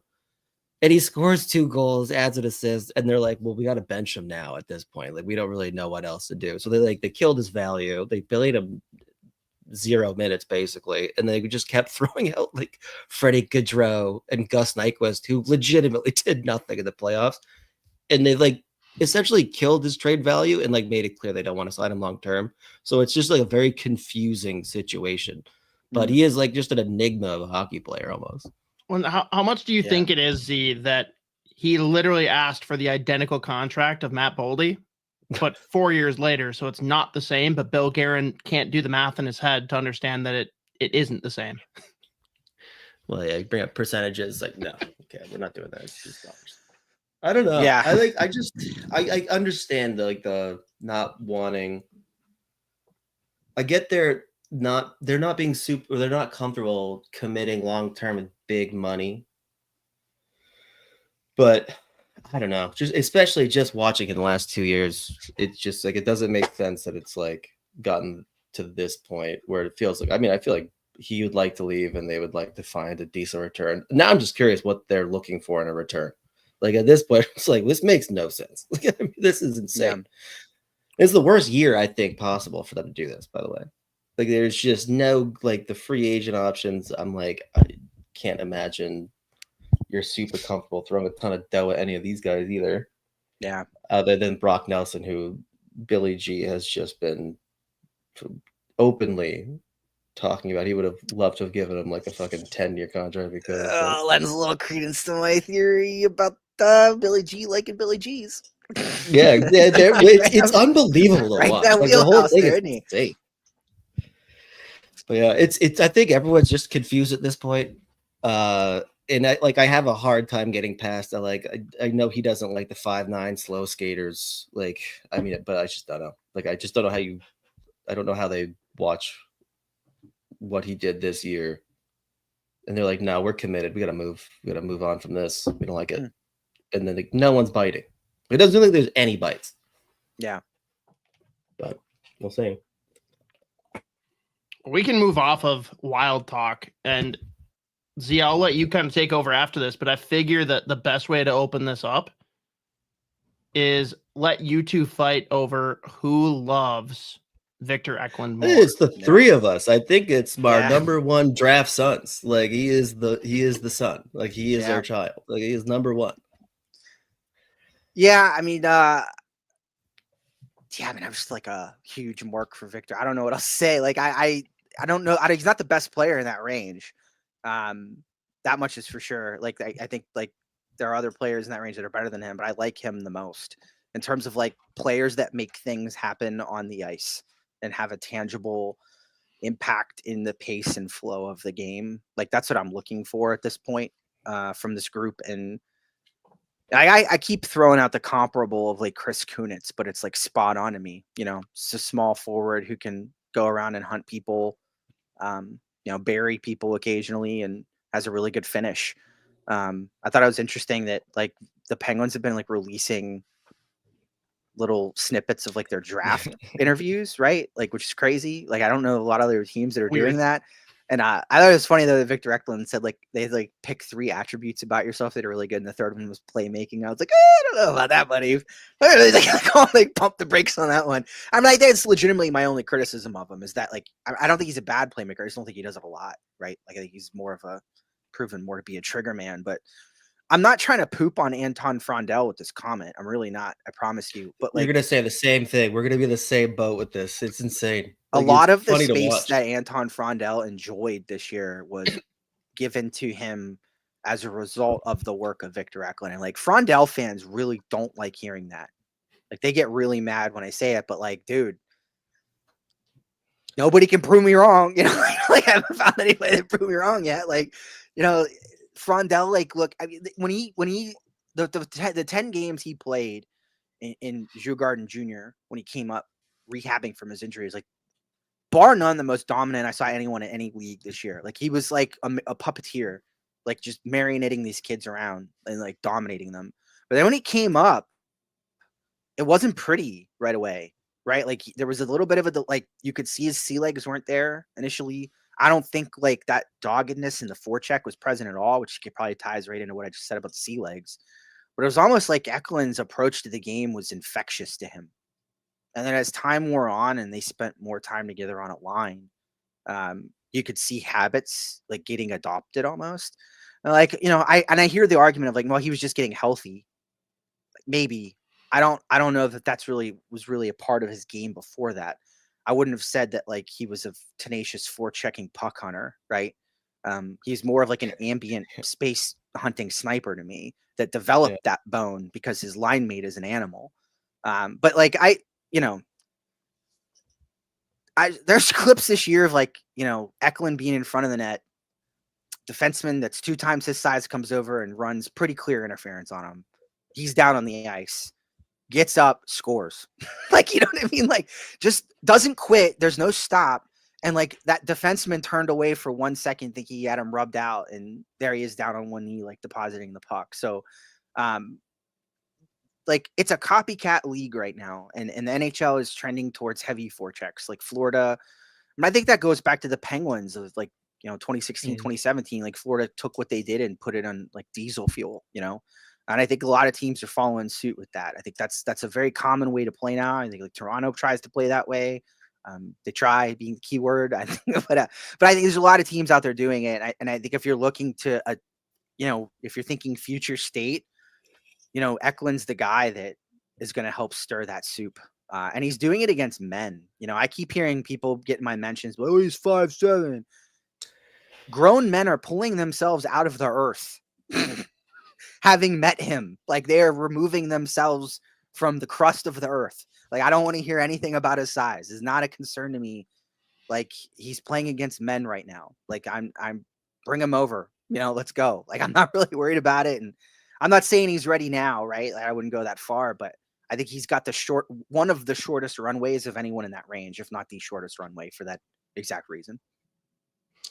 I think Victor Eklund might be the only person on earth that doesn't know that he's not 6'2", 6'3", and like 200 pounds. Cause it's just like watching his motor and just watching him like actively almost look for battles against like these, like, again, men in Sweden. There's like ex-NHL guys or guys who just like never left Sweden. It's just like him in front of the net is comical to watch. But like I wish I knew we were going to compare Frondell and Eklund, because I have my favorite clip is just one where like Eklund does 2 laps around the offensive zone with the puck. He just plays with this pace that I don't think Frondell can match either.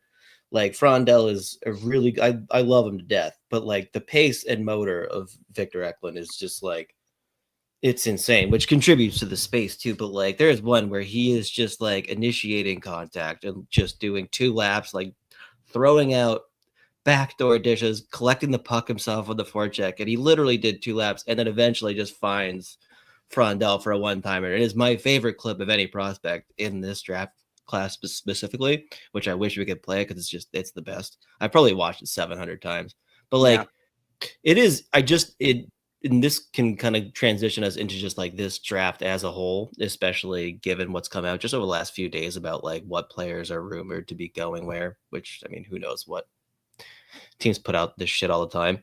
But like it's been so hard for me to not put Eklund like a few spots ahead of Frondell, even though I know that's not happening. Like I don't really care what ends up being like the final order, but like they played so many minutes together and so much of the offense that Frondell was benefiting from was just Eklund being a lunatic. It's just like, who was the extra forward? Who was the extra forward in the playoffs? It wasn't Victor Eklund. Sure. It's just not Victor Eklund. Good. I said that Anton Frondell's season was a sandwich. The buns weren't great. They were a little stale, but the inside was a big, juicy, meaty burger. I don't think his U18 World was good. And I get that because he just came off the back of leaving the time zone. Like he went to a whole different time zone off the back of a gigantic playoff run. So I could be sympathetic to that. They got benched, dude. Like, Frondell fans, they don't like hearing that either, man. Like, they don't like hearing it either. Here's the thing. The Frondell truthers are out of control. We have to be comfortable with talking about this. He's going now 3. They're putting him over Michael Misa. 2. They're putting him over Michael Misa. Pump your brakes, bros. What are we doing? Well, his points per game was the highest in this league. He was on the best team. like I on a team with like Marcus Kruger and PJ Axelson. Like I don't know. Like I don't know. Michael Misa scored 64 goals. What are we doing? Like there's no conversation here for me. Michael Misa is the most complete player in this draft by a country mile. I'm comfortable with saying this. Clip it. If Frondell turns out to be better than Misa 10 years from now, embarrass me. But I feel very comfortable about this. Like very comfortable. I'm not majorly concerned about that outcome, just to be frank with you. And so much of like that, it comes down to he big, right? Like that's the analysis that people like tacking on the end. He big. Like I get it. And like there are times where he play big. Like he that's true. But like I don't know, man. It's just, are we like a lot of people are just assuming he's a center. I don't. A lot of people are assuming I he's don't not. think he's gonna be a center. Like that's the other thing too. I'm not convinced he could possibly like. Hey, if you're gonna, we're if you're best like, friends I'll take now. this You guy. just we're gonna go do karate in the garage after this. I get it. Like I understand why people think that. I'm just stealing what you just. I am not convinced. I'm just not convinced. There is a level of. Somebody just said Misa's so overrated. Yeah, come on, get out of here. I just think that I don't know that he's got it in all three zones for that role, for that position. I don't know if you think, and I don't want to like make it like the position of being a winger sound useless and trivial, but like if you think about how he plays and the open space that he stocked, and like you talked about Eklund making those laps. When that puck gets distributed, all five eyes, 10 eyes, he's playing a team of Cyclops. All 10 eyes are on him, right? They're all on him. And like, I don't know. I feel like if he's to do that same thing at the next level, he's going to have to stay a winger. And I mean, his shot is so fucking good. Like, it's a Frondell goddamn can piss rip a missile. fucking Yeah, puck. Like, there's no problem if he ends up like transitioning to the wing and just being an absolute fucking sniper. Like that's fine. He's like the shot's that good. And again, like, it's just funny when I was going back and like clipping up videos for both Frondell and Eklund. Again, like almost 100% of their minutes are together. Yeah, and it is just Eklund cooking, and eventually just like finds Frondell. There've been like a couple where like Frondell was dancing guys just like off the counter attack. It was great, but like so much of the offense, it was like he's not creating it, that's for sure, but he's absolutely benefiting from it. He's definitely a finisher. So I don't feel confident drafting. If you're like, I'm gonna take him over Michael Misa, I'm like, well, you must have. I mean, there must be like hidden games that weren't we weren't televised, because I've been like share them with me. It was like, please, I need to see what's happening because I just don't feel that confident, and like or as confident as you. Don't get me wrong, like I get it, right? Because there's a potential based conversation that like when I did my top 40, I put Frondell over Eklund because if I'm going off ceiling. Right. And I still have that. Yeah. I have back to back. Yeah. I can see a world where Frondell develops into this behemoth and it works out great and everything goes well. But like that to me is just every chip falls the right way between now and then. Right. And how often does something like that take place? So again, I don't want to make it sound like I'm not an Anton Frondell fan. I rank them 6th. That's good. I feel like that's really good. I think that is indicative of how much I like him. I just feel like some people have taken it to a dream world, right? And the other thing about Eklund too, and you mentioned this, is he's a shark. He hunts, and coming off the wing, off. Let's say that the flow of play in the offensive zone is changing, right? Or somebody's coming far boards, near boards on Eklund. He's looking for them behind the net. He's looking for them behind the net, and the moment their head goes down as they're crossing over, boom. Like it's there, and he just knows how to time it. And I love when he comes laterally at guys. Like that's something else he's really good at this year is like coming laterally at them and catching them coming across the trolley tracks with their head down. And there, he's just built like a brick shit house. You know what I mean? Like there's no give to him whatsoever, and like you take the full brunt of that collision every single time. So yeah, he's just a wrecking ball, dude. I think he's going to be an extremely disruptive NHL player, and he's going to be a fan favorite wherever he goes, whatever city he's in. I mean, I do think there's been this like, and this is like a Pittsburgh centric conversation for a second, but the Penguins spent a lot of time in season on a lot of guys. Like, I think the guy that they love more than anyone is Porter Martone. I think if Porter Martone goes beyond 6, the phone. Apparently, Dubas and Martone were chatting, and it was just like they think about like Jesse. You jumped on with my boy Nick, which it's fun that I say that because you don't know which one I'm talking about. There are 2 of them, yeah. On the same show. The timing was like right before. They both went to the post same today. I'm like, of course, and I just messaged him right away. I'm like, oh yeah, we got Jesse on tonight. He's like, yeah, that plays. I listened to part of it, and I didn't want to go too far because I assumed a lot of topics would overlap, and I didn't want to like overdo that. But you comparing Porter Martone, who's another guy that I absolutely love, to my favorite player that's ever existed is not something that Who was I it? Who had did on I my say? bingo card. You said he's Phil Kessel. Oh yeah, no, I an attitude only. The mold. though. Like, It was yeah, the different. mold. Attitude like- is Phil Kessel. But the point I would make is, and I think this is like the legitimate criticism. Hold on, let me finish my last thought before I completely lose track of it. Like, there's been this narrative that's come out and be like, the Penguins are looking for size at the draft. No, I don't think it's true. They went to dinner with Ratty Merca and Roger McQueen. The only two players they had done nothing with leading up to the combine, like, didn't even sniff, right? And like, to me, that's a cursory meal. Like, they flew to Sweden. Like, Kyle Dubas and Wes Clark flew to Sweden during the playoffs to watch Victor Eklund play. Like, you cannot tell me that they don't like that they're after size when they literally flew across the pond to watch the 5'7" kid. And then the other kid is Jake O'Brien, who's not the biggest.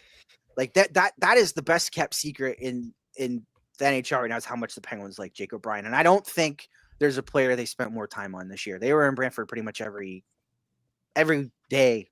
I think Roger McQueen's going to Anaheim.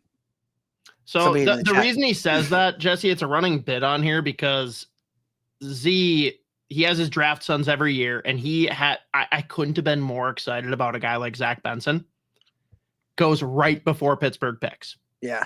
He's got me right on that same boat with Victor Eklund this year, and that's why it's just an assumption that he goes right before Pittsburgh again. No, yeah, got it. Okay, that makes sense. Yeah. Bring me Jacob Anyway. Bryan to Boston. Well, bring him to Boston, please. For the love of God. Yeah. So I think Boston. It's going to be one of a combination of Brady Martin or Jake O'Brien. That's what I was just saying. I'm going to If be either one of those guys not are available. upset if they draft Brady Martin at 7, but if Jake O'Brien's sitting there, I'm going to be a little bit. But Brady Martin might be the most Boston Bruin pick of all time outside of Kashan Aitchison, or some like guy that leads the USHL in hits. I don't know. It's the most Boston Bruin pick of any time. But anyways, I feel like that's how we Okay. separate you two, though, because and I know Z, this is preliminary. You're still working on your list, but Jesse, a guy that you've talked about a lot is Kashan Aitchison, and Yeah, Z, I you was about definitely to got say him too. lower than most. So Yeah. argue.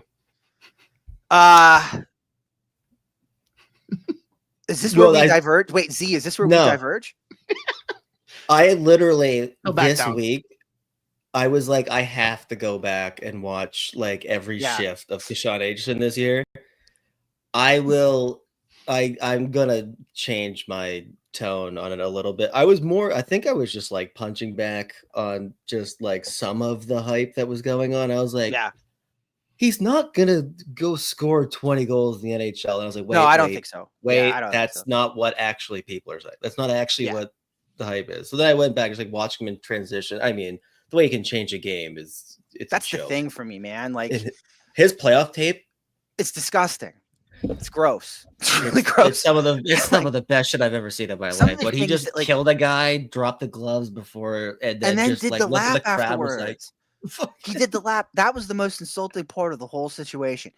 so Drops funny. the dude, had his gloves off before he stood up. He knew it was coming, right? Like, devastatingly brutal clean hit. Drops the gloves, beats the hell out of the kid, tells the kid mid-fight, you're done.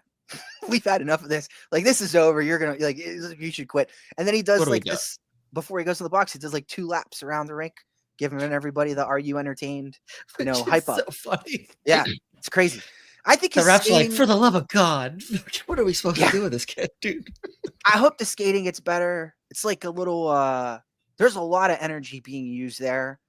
It's a weird stride where there's so much like output for not a whole lot of return almost, where I'm like, I feel like you don't need to. He's got slinkies in his ankles. Yeah, it's Like weird. jumping on, like launching. I don't know. He's Yeah. a jumper. He's a jumper. He jumps a lot. I don't know, man. I don't think he'll score 20. I think some of the things he does in the offensive zone, he just can't do in the NHL. Like, Yeah. he's not gonna go stand down between the dots like he does for Bear. Like sometimes you're wondering what position is he playing right now. Yeah. But he's finishing. So how do you complain about it, right? But he's very comfortable with the puck, and that's the thing that people I think are really hard on him for no good reason.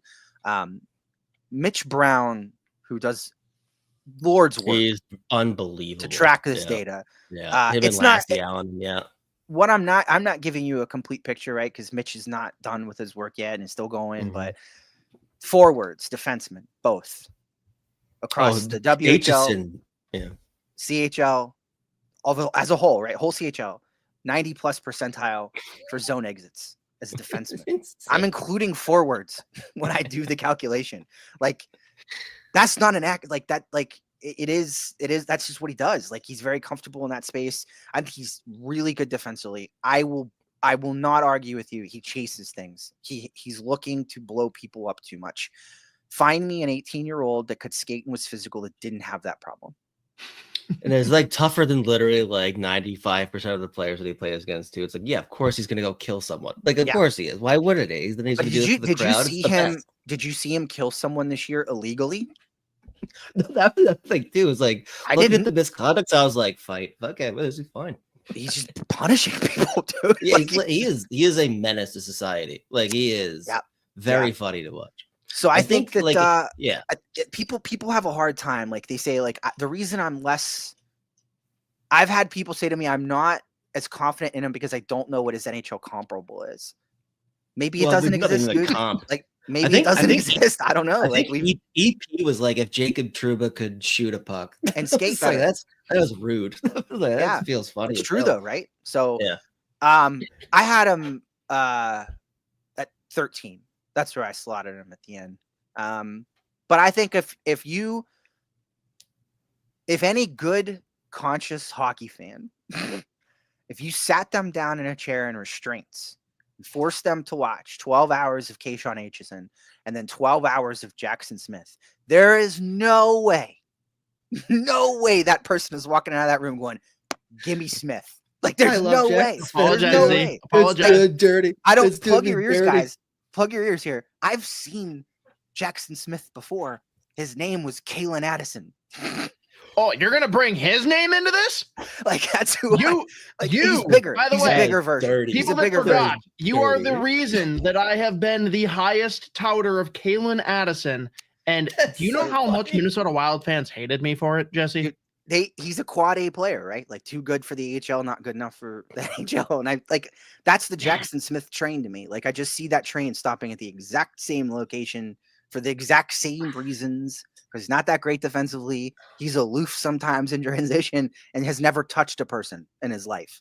Like, doesn't make physical contact with other human beings. And that's problematic, like, to me. I don't know. So Aitchison can do some of the things Jackson Smith can do in transition. Jackson Smith does not have the capability to do some of the things that Kayshawn Aitchison could do in the defensive zone. And while we're complaining, I don't really like Ratty Murk either. Let me just get that out of here right while I'm going. I'm not a big Ratty Murk fan. I put him 11th because he's 10 feet tall and can skate. And I have a very hard time imagining a possibility where he's not at least a 6D in the NHL. You know, like the basement's really high, but I don't know. It's like there's no, the ceiling is, it's a house. It's a house for cats. You know, I feel like outside of the top 10, that's like the way that I define this draft. Whereas, like, there's so many players that I really do like, but like, if wherever my favorite team's picking, I'm like, I don't know if I would take them there. yeah. And it's just like, I feel like there's a ton of guys with like either individual hard or soft skills that I really am intrigued by. That I think, like, yeah, long term it's a project, but like we can work with that. Be a really good middle six or second, third pair guy, which, like, I can't like fall in love with these players outside of like Victor Eklund. And like, I can't help myself. I have such a soft spot for like Lyndon Lakovic. And then my weirdest one is Theo Stoxelius. It's the weirdest draft son that I have, but I love it. And Eric Nielsen, by the way. Love. Oh my God. Oh yeah, dude. I had Eric Nielsen, I think 39. And I didn't go past 40 publicly, but I had stopped. I'm trying to get to 40. 44. I had him at 44. So, but at 13th overall, like, I feel like, I don't know. I feel like there's still going to be some really good talent there. And I don't know how you guys feel about this, but like, I think Minnesota would do really well to take a Justin Carbonneau Like, I think that's like you. If they had a first round pick, They had a first. Yeah. God, what a player. There was one shift. I think it was, I forget who posted it. May have been Hottie over at EP. But there is one of them. A Carbonell shift, you mean? Yes. It was one of the most comical, like, fuck you. You're not going to take the puck. I'll do what I want. Shit. Like, he literally had it on his tape for like 45 seconds. And like he himself like rattled off like 2 shots all goal. Then he was like, "Oh, you know what? Let me just try to a little playmaking for someone else." And like it was like no one scores. Like, all right, I'll go retrieve it again, I guess. And he just like literally had the puck for 45 seconds. He started behind his own net, and I mean, he probably individually created 17 scoring chances in 5 seconds. I was just like, this kid rules. I jokingly told someone this year, if like you. By the way, what happened to your guys' first round pick? Remind me. Year set. Well, half of their picks for the next 11 years they gave up. For the classic Pittsburgh first pick is at 52. Yeah, that's what I'm used to. Yeah. Well, yeah. Okay, that's a good reminder. Thank you. I totally forgot about the fact that you had given all those up. A lot of people have tried to do the same. Yeah, fair. Somebody jokingly told me though, like if you went back and like cut a montage of like every iconic goal that's ever been scored in like the history of the NHL, like Justin Carbonell like recreated every one this year. like you know, there's like him like unbelievable.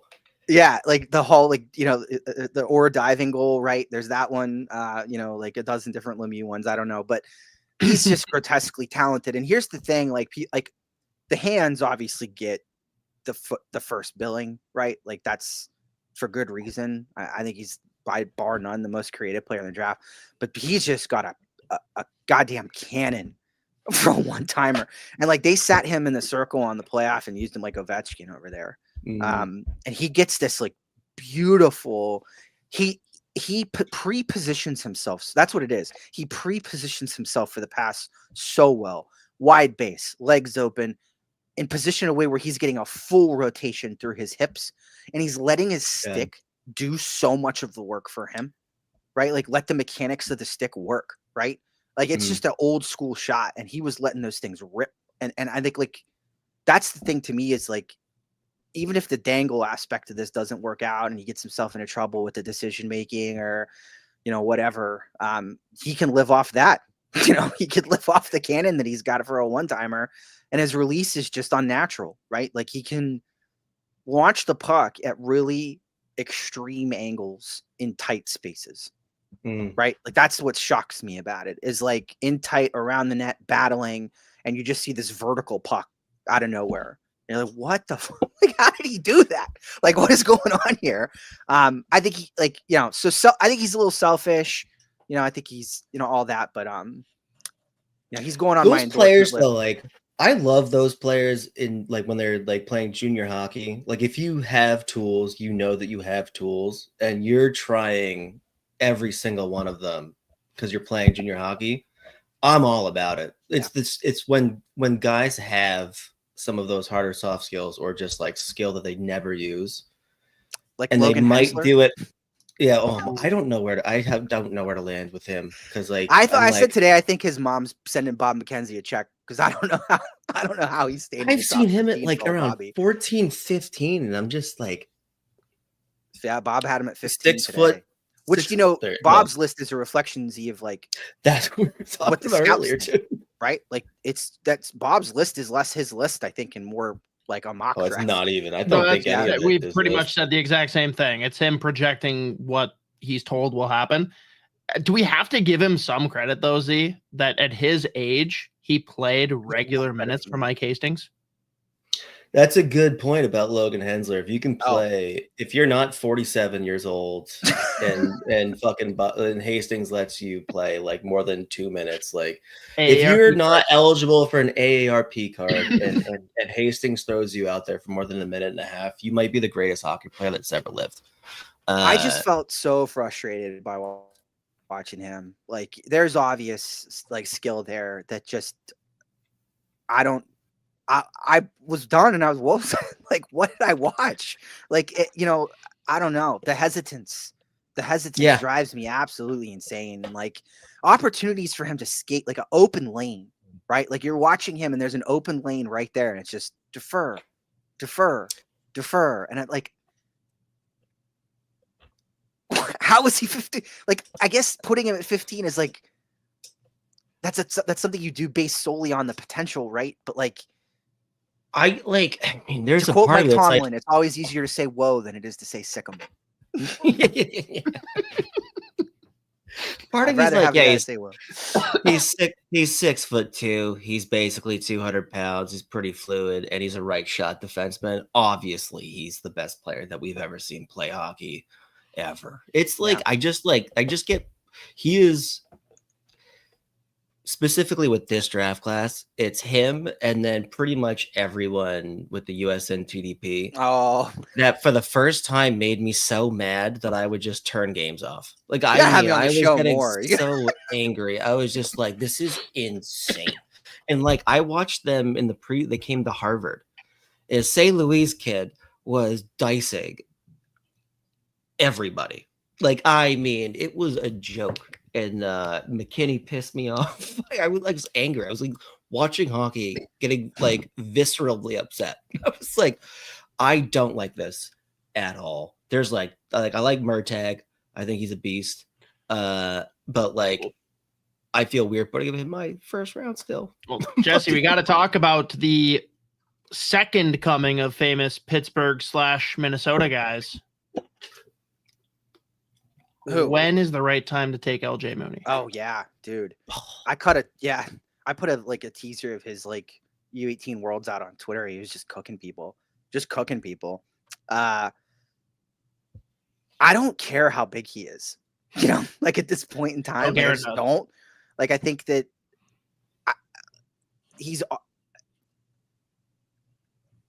I don't want to say he plays big. I would say that he plays intimidating, right? And like he's very good at angles. He knows his angles. He knows how to attack somebody on the forecheck to cut their lane. He's got an active stick. He's not a fun customer to have to go against. And I think even if you're bigger than him as a defenseman, he's elusive enough that you have a really hard time making contact with him. When you go back and watch the Worlds, did he get blasted once? I didn't see it. I think I've seen him take a big hit twice. Once. Like ever. Yeah. Like Maybe, I can't ever. I'm having a hard time thinking of those instances. But when it comes to like dynamic skill chaining, right? And being able to like put moves on top of each other, dude, for that range, like where you're talking, like I think he's a third round pick. I think going later than that's ridiculous for the what he's shown us with his hands and what he could do from a puck manipulation perspective. The lack of impact his size has had on his game up to this point, his skating, which is disgusting, absolutely fluid. Yeah, probably Matea's probably right. Knee to knee hit's probably the biggest one. But I think that, you know, I hate to use like ubiquitous term hockey sense again, but the thing that I love about him is he knows how to find a layer. So when he's coming out of the zone, right, and we think about like somebody's running a 1-2-2 neutral zone forecheck, he knows how to position himself in a way to just cut right through it, right, to get in the middle of that and beat it before it collapses on him, right? Like that is a timing read-based approach to playing in the neutral zone. Like you were reacting to what the other team is doing. You were positioning yourself in relation to them. And like over and over and over again, he just keeps finding these seams. And you could see it like frustrating people. Like, there shouldn't be someone here with the puck. Like we have this accounted for in our, like this shouldn't be happening. And he's doing it over and over and over again and taking you on walks through areas that he shouldn't be going. You're designed to prevent him from getting to these areas. And he's taking you on a stroll through them. So, I was impressed by his U18 world run was to me more impressive than Brady Martin's. Like I thought, like, you know, everybody talking about Brady Martin going in the top 10 now because of what he did at the Worlds and everything he changed together at the end of the year. I agree with that, but like if he gets drafted in the third round, it'll be because of what he did at the end of the season. And I think what he did on the world stage to kind of like, you know, take some of that like hesitance about his size away, right? Like that's what it was about. It was like a statement for me of being like, I can take it. Like I can take a bump. Like I'm tough to mark.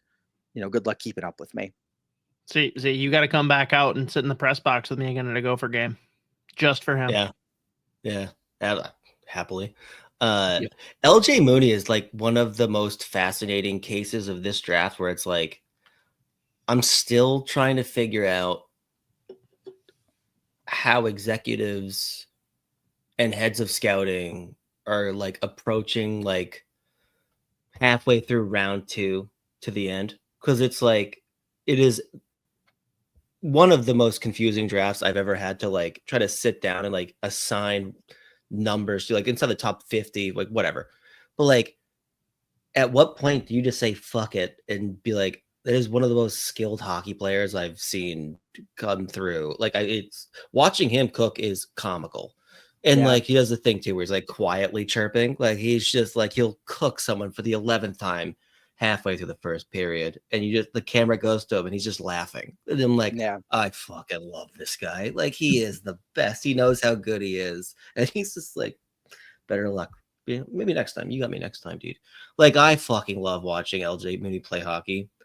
And like I remember it was like when we were trying to come up with like legit criticisms, it was like he creates offense for himself. And I was like, all he does is create offense for his entirety. Like it's just like he's just a fascinating player. So I wonder if like this draft specifically, I think there's a bunch of high floor, low ceiling guys. And I wonder at what point do we say like, you know what, fuck it. Like we're just going for the highest possible upside, which like another one of my draft sons that is the same conversation. He's either going to be great or never play a game. Viggo Nordlund over in Sweden. Like it's just like he is probably never going to play a game. I don't think he ever will. But the upside and the skill and watching him cook is comical. And he's played like 15, 20 games in the fucking SHL. I'm like, this is amazing. Like, this is so funny. Like, Jesse, take a guess where he scouts primarily. That's all Sweden. Yeah. That's all Sweden. I'm picking up on that. Yeah. Well, next year when we do the I show, love my Sweden. It'll be a Viggo Bjork fest next year. When we come on and do this program this time next season, we'll be doing a Viggo Bjork fest. A lot of good Swedes though, for real. Like I was just having this conversation with somebody today of like a colleague of mine put out his 50 today. And we were just talking about how diametrically opposed we were on like Milton Gastrin, right? Like is another player. I think he's in my first round the other day. I think he is. He's in my first round right now. Like I'm pulling a name out of like the old 90s, like late 90s, early 2000s sat here, but like Robert Lang, like the longtime center for the Penguins. Like I just watch him and I think is the same player, right? Like really good at every phase of being a center, you know, like from his own end on out. But I'm like, I think you guys both captured like the spirit of this draft too. Like, I don't know what's going to happen after San Jose picks, because I feel pretty confident that like this Frondell stuff is trying to just stir up Chicago a little bit. Because I think Frondell is as good as gone to Chicago. I've said that for months. The Kruger connections, like too real. Like they played together over there. Like he still got drastic ties to that organization. Like it would just shock me if Frondell's not a Blackhawk. Like that would be crazy. And I think San Jose is just stirring them up a little bit right now to see if they can spook them into trying to sneak into 2 with some of this talk. But like after you do that, like after you go, I think, you know, Misa Frondell at 3, who the hell knows, dude, after that? It's a match. Like I have no idea what's going to happen. I could see Porter Marchand going at 4. I could see him falling to 8. You know, I could see a guy like Jake O'Brien not getting picked inside the top 10. And like this health report that we just got from Roger McQueen about the misdiagnosis and now this like better prognosis for him, that could move him up, right? What if a run on defenseman starts early and spooks a bunch of people into that?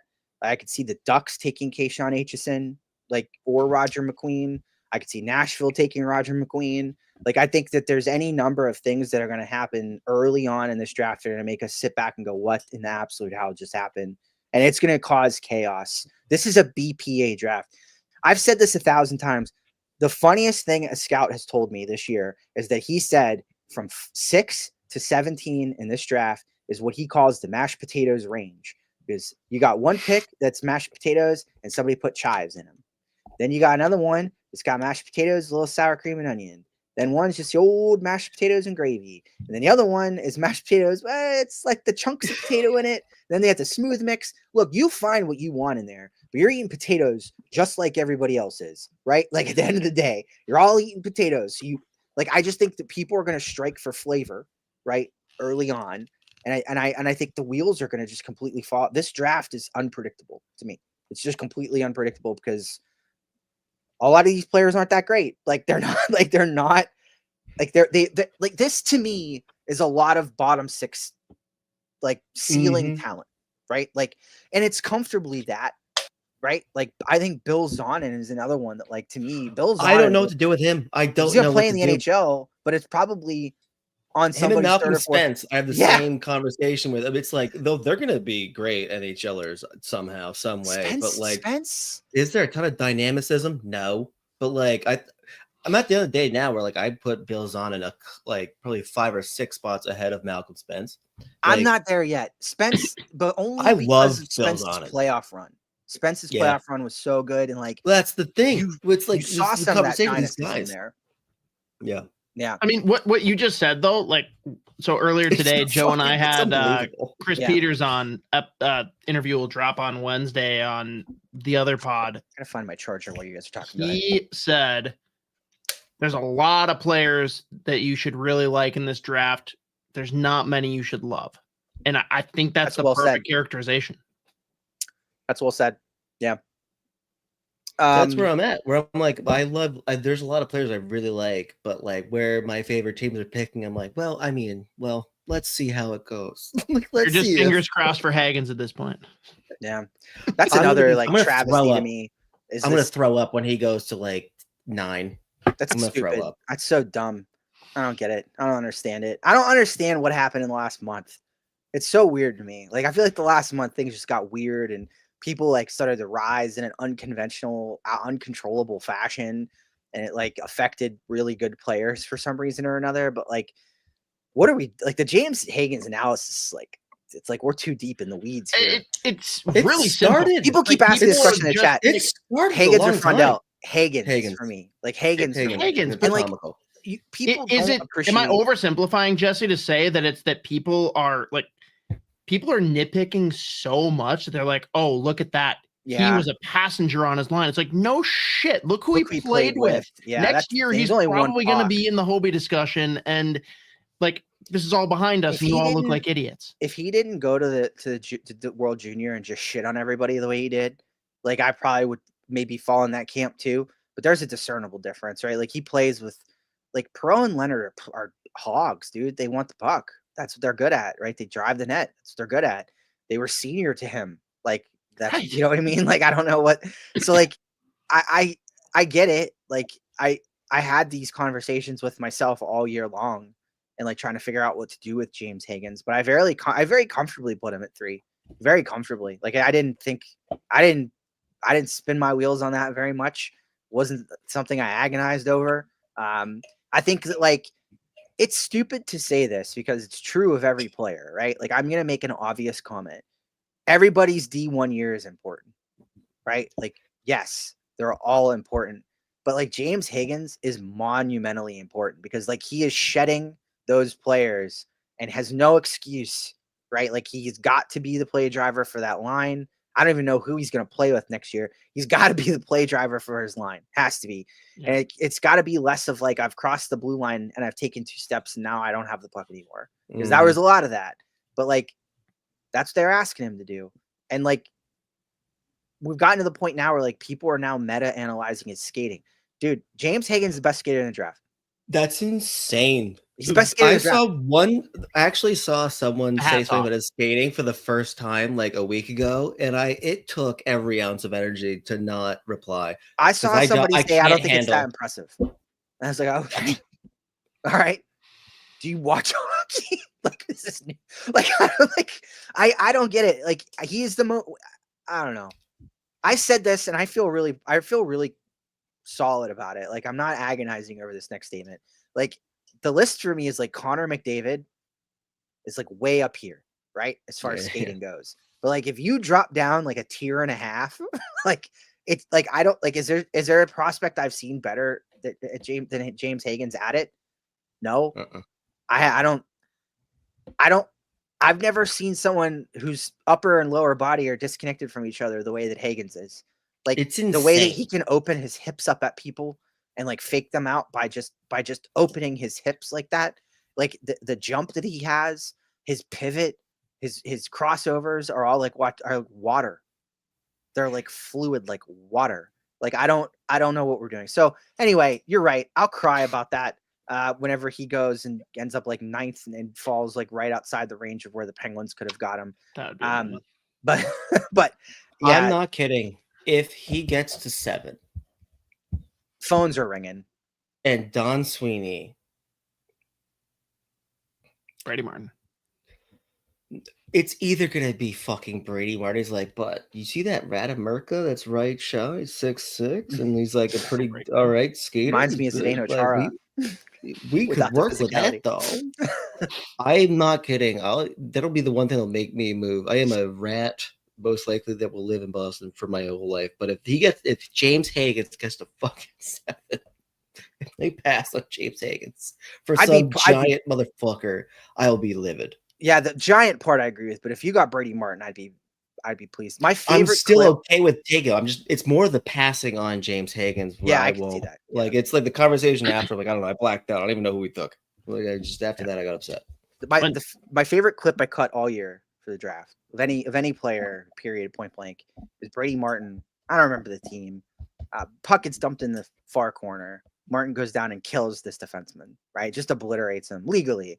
And the defenseman makes a hope play to the other side of the ice. He's laying on the ground now, the first defenseman. Martin goes behind the net, meets the second defenseman behind the net, and kills him. Goes in the slot. There's no one there because both defensemen are laying on the ice, prostrate behind the net. His teammate comes in, easy pass in front, ding, goal. My favorite clip. It's my favorite one. Like, I cut that clip a week and a half ago, and it's you rarely see that. Like, you don't see that. There's just bodies on the ice. Like, there's just like, yeah, mayhem. Now, Jesse, everyone? We're unhinged. We'll talk all night. Gotta cover a couple Penguins things. Go ahead, yeah. And then we can go back to draft things, assuming you have more time. But first, I mean, you've already pretty much covered best case scenario. You want O'Brien or Eklund, like that. No, for me, that was best case, or what's best case? Yeah, so I don't think O'Brien's going to be there. I bet I can guess your best case though. Go ahead. I bet I can guess it.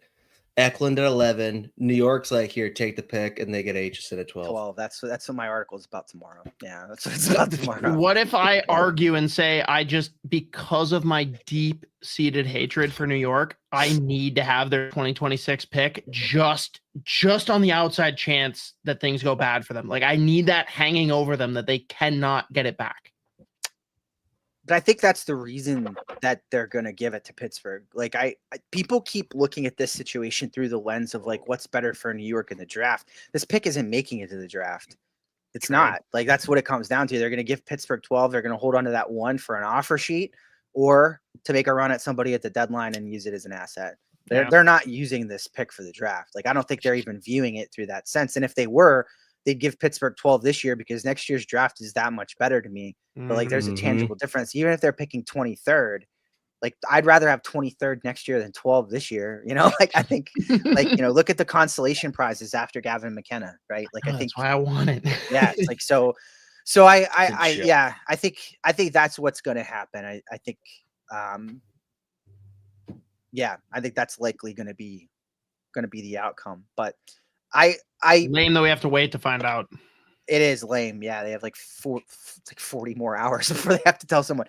Insane. Yeah, I'm a big interesting guy, like I said, and I think my endorsement list is gonna have it ends with Eklund and Aitchison, but I think like Carbonneau's in play for me for sure. There's no centers in that. My endorsement list doesn't have a center on it. I think they're all gonna be gone. And McQueen's the one that I just haven't gotten the sense the Penguins are interested in him. Like that has not Are been you? relayed to me. No. I feel like you've been very anti-McQueen. I've been really hard on Roger McQueen. I felt like, and I get it, right? Because he had a limited amount of time this year, right? Like, I just felt like he was trying to film an and one mixtape. And there were a lot of decisions he made that were baffling to me in transition. And a lot of them worked. So it's hard for me to like really complain about it too much because the results say that he was super effective in that bucket, but he skated his way into a lot of really bad situations, turned the puck over too much for me. And he doesn't have the legs to take guys for walks. And he tried to a lot. So, like what I mean by that is he's in the zone. He's got a D on him. He's trying to take a walk around the top of the key and back down again.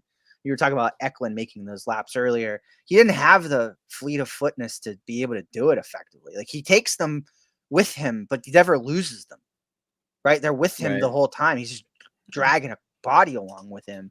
So I don't know about the injury. Like, I don't even want to speculate on that. Like, to me, I've got enough concern. It just makes me nervous of it. more than Yeah, anything. he makes me nervous. Like, but like, if he hits, yeah, he's going to be really good. Like, he's going to be really good. Like that combination. And like the thing that people, I mean, they do discuss it, but I think it's downplayed is he's so good defensively. Like, he is. Where he's really good right now is like, he was just like picking people off. That's where I think he uses his size the most. He was gobbling pucks up in his own end. I think he was really good on the penalty kill, but he's got to calm down. That's what it comes down to for me. Like, I felt like he knew he had to, he was trying to make a statement. And I think like it didn't work out for me the way that I think it would have if he just had organically played his regular game, you know? Like, and I get it. Like, it's easy for me to say that from the couch, and I'm not being drafted with a back issue, right? Like, I'm trying to make the best name for myself possible. But like, I went into the exercise thinking I was going to come along with like a really long tape, right? And I try to capture stuff that's not goals and assists. Like, I want people to be able to watch my compilations and get a sense of like, what does this player do on the breakout? Like, what did they do with these zone possessions? Like the good, the bad, the ugly, right? And like, it just didn't work out the way I thought it was going to work out. Like, I had a lot of video that was like, what is this? Like, you know what I mean? Like, these are all really bad decisions. And I feel like people are glossing over these heavily because he's big. Is that a smart decision? I don't know. Like, you know, like, and I don't know. I also don't know like how much of what we saw this year is like real based on the fact that like he was trying to pack a lot into a small window. And like, I don't, did we see an honest version of him? You know, these are all questions I prefer to not go into a draft with, you know, if I'm going to take a prospect. Like, there's no, the hard thing is, I think for me is like, I can't imagine a world, like even if the Penguins take Radim Murka or Roger McQueen, which are probably my two least favorite prospects in their range, I'm not going to like cry about it. Like, they're good prospects, right? Like, I just have preferences for other guys more, right? Like that's it. That's what it comes down to. But I can't, whether they have one or two picks, it's hard for me to imagine a situation where the Penguins screw this up and like end up with somebody that everybody's like upset about. Like, it just. Well, I was going to ask you, what's the doomsday scenario? Is that like more or less your doomsday scenario? Is those like, two? you take Braden Coots 11th or something? Like, that pissed me off probably. Like, you know what I mean? Like they do something like, I get a lot of weird Jack Nesbitt love. I don't understand it. I fucking can't. I don't get it. I can't do it. I don't dislike the player, but not at 11. Yeah. Like, not even anywhere near 11. Like, if you're going to trade it down, you know, trade to 20. He might go. I think he's gonna go top 20, which is like, no, like I there's no way. Like, I just don't. I don't know. Whatever. But like, yeah, no. Braden Coots has a weird fanfare too, where it's like you've got people that are like 11. Maybe it's a little reach, but he might be the best 11th pick that's ever lived. Or it's like take him 30th. And I'm like, there should be a little bit more nuance. And they're like, we don't know. It's a weird draft. I'm like, okay, so that's where this conversation ends, I guess. There's a question. If they took Coots at 11, that would be a bit aggressive. Think about this. Marinate on this one. Just a touch. What can Roger McQueen do that Lyndon Lakovic can't? That's draft son number 3, by the way. I'm not that far on Lakovic. Like, I wouldn't go as far as to say like he's a son of mine, but like, it's an honest question. Yeah. what can he do? That like if it Play can't center. I don't. I guess I guess that's it. B6 Is that it? Technically. No, well, like I'd rather Lyndon Lakovic have the puck more than Roger McQueen too. By the way, like I would watching him in transition, like watching Lakovic, which again a lack of foot speed, but watching him attack wide and somehow beat some of the best skaters in WHL, like this makes no sense. It And every reminds time you he of Jordan touches the Staal a little puck, bit, right? it's insane. Don't But do he's that like to me. just not in the middle. Yeah, this is dirty. This is dirty. But skating, But no, just Castle- the skating itself. Is he getting just traded the on his skate. wedding day too? Just this kind of. But like I It's think fascinating. even like I don't know. I just think that they're the McQueen thing to me is there's a lot of old school mentality in that. Like a lot of people are looking at Oh, it from yeah, an old school 100%. mentality and like waiting for him to become like Eric Lindros or something. Yeah. So he's I gonna get mean, I think punched that's by what I'm Rod saying. Brindamore and be done. Get the Casperitis treatment. It was like with McQueen specifically though, it was brutal because like the last 15-20 games of last season was when I was like, holy shit, wait, this is a different Roger McQueen. And then of course fucking he gets hurt. Was it 8 games in this year, 10 games in? And then like I just don't know how to gauge it. Comes back first game, fucking suspended. I was like, that was kind of funny. I don't know if I should put him up or down in my rankings for immediately returning and killing someone. But now that That's like kinda funny. now that it's become clear that like there was a misdiagnosis and that they were treating Yeah. him for something that wasn't wrong with him, like I don't think he's I can't earnestly see him going past 10. Just can't. Yeah. Just can't. Probably not. And like the Ducks are trying to build this like bizarro like Monsters Inc. team, like where everyone's just really big and it's like they play smash 'em hockey. So maybe that's it. I don't know. I mean that fits their seemingly new vision. The new Pat Verbeek vision for that team is just size. So, I think that's why it's like for me anyway, it's McQueen or Aitchison for them. I think they're itching for somebody big. I mean, Verbeek's wet dream is a deep pair of fucking Aitchison and Solberg. Like that Yeah. is his like favorite. Like he's like, that's all we don't even need it. We're not even ice forwards. We're throwing 2 guys out there. We're done. So, All right, couple more Pittsburgh ones, and then again, if you got to bounce, no worries at all. I know I can stay here all night. I probably do got to bounce after the next couple. I got to get this damn endorsement list on. I'm speaking about it, and it's only halfway there. So, All right, I got 3 Pittsburgh ones for you. First one, I was out, and it was unfortunately one of the sadder times of my life. I was in Tampa, Florida, 2023, when the Gophers had horrible things befall them in the Frozen Four. And I ran into Kyle Dubas when he was still employed by Toronto.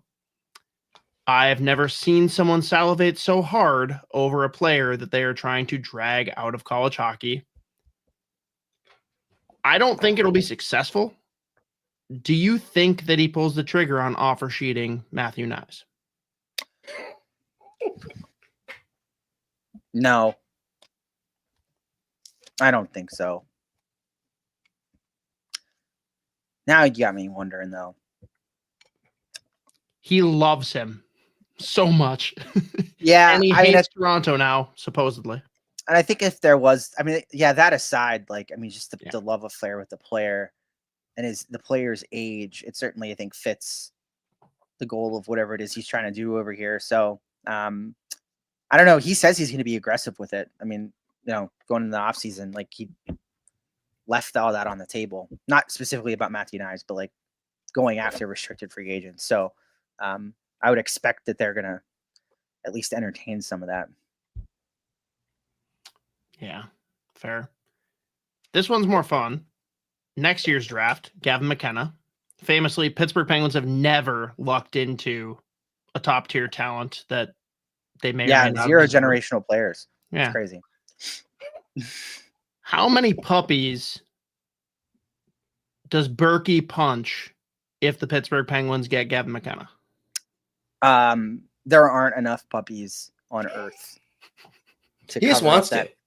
He just I mean, wants to do it. I told we were talking about this on the show at the Knicks last night. I was like, if it comes down to it, like I think the Penguins are going to be really bad next year. Like I think they're not really bad, but I think they're going to be bad. I think everybody, you heard what Friedman said. Everybody in the league's trying to get better, but Pittsburgh, right? Like It was crazy that they were the one that he singled out. I'm like, I hope that's true, but I just don't believe it. Yeah. So it just so happens that every time the Penguins have been in and around like that situation when a generational talent's been on the board, like we know what's happened. You know what I mean? So they're going to call Craig Patrick. Like they're going to have him come down with the clover. Like they'll do the whole thing, have their whole good luck ceremony, I'm sure. But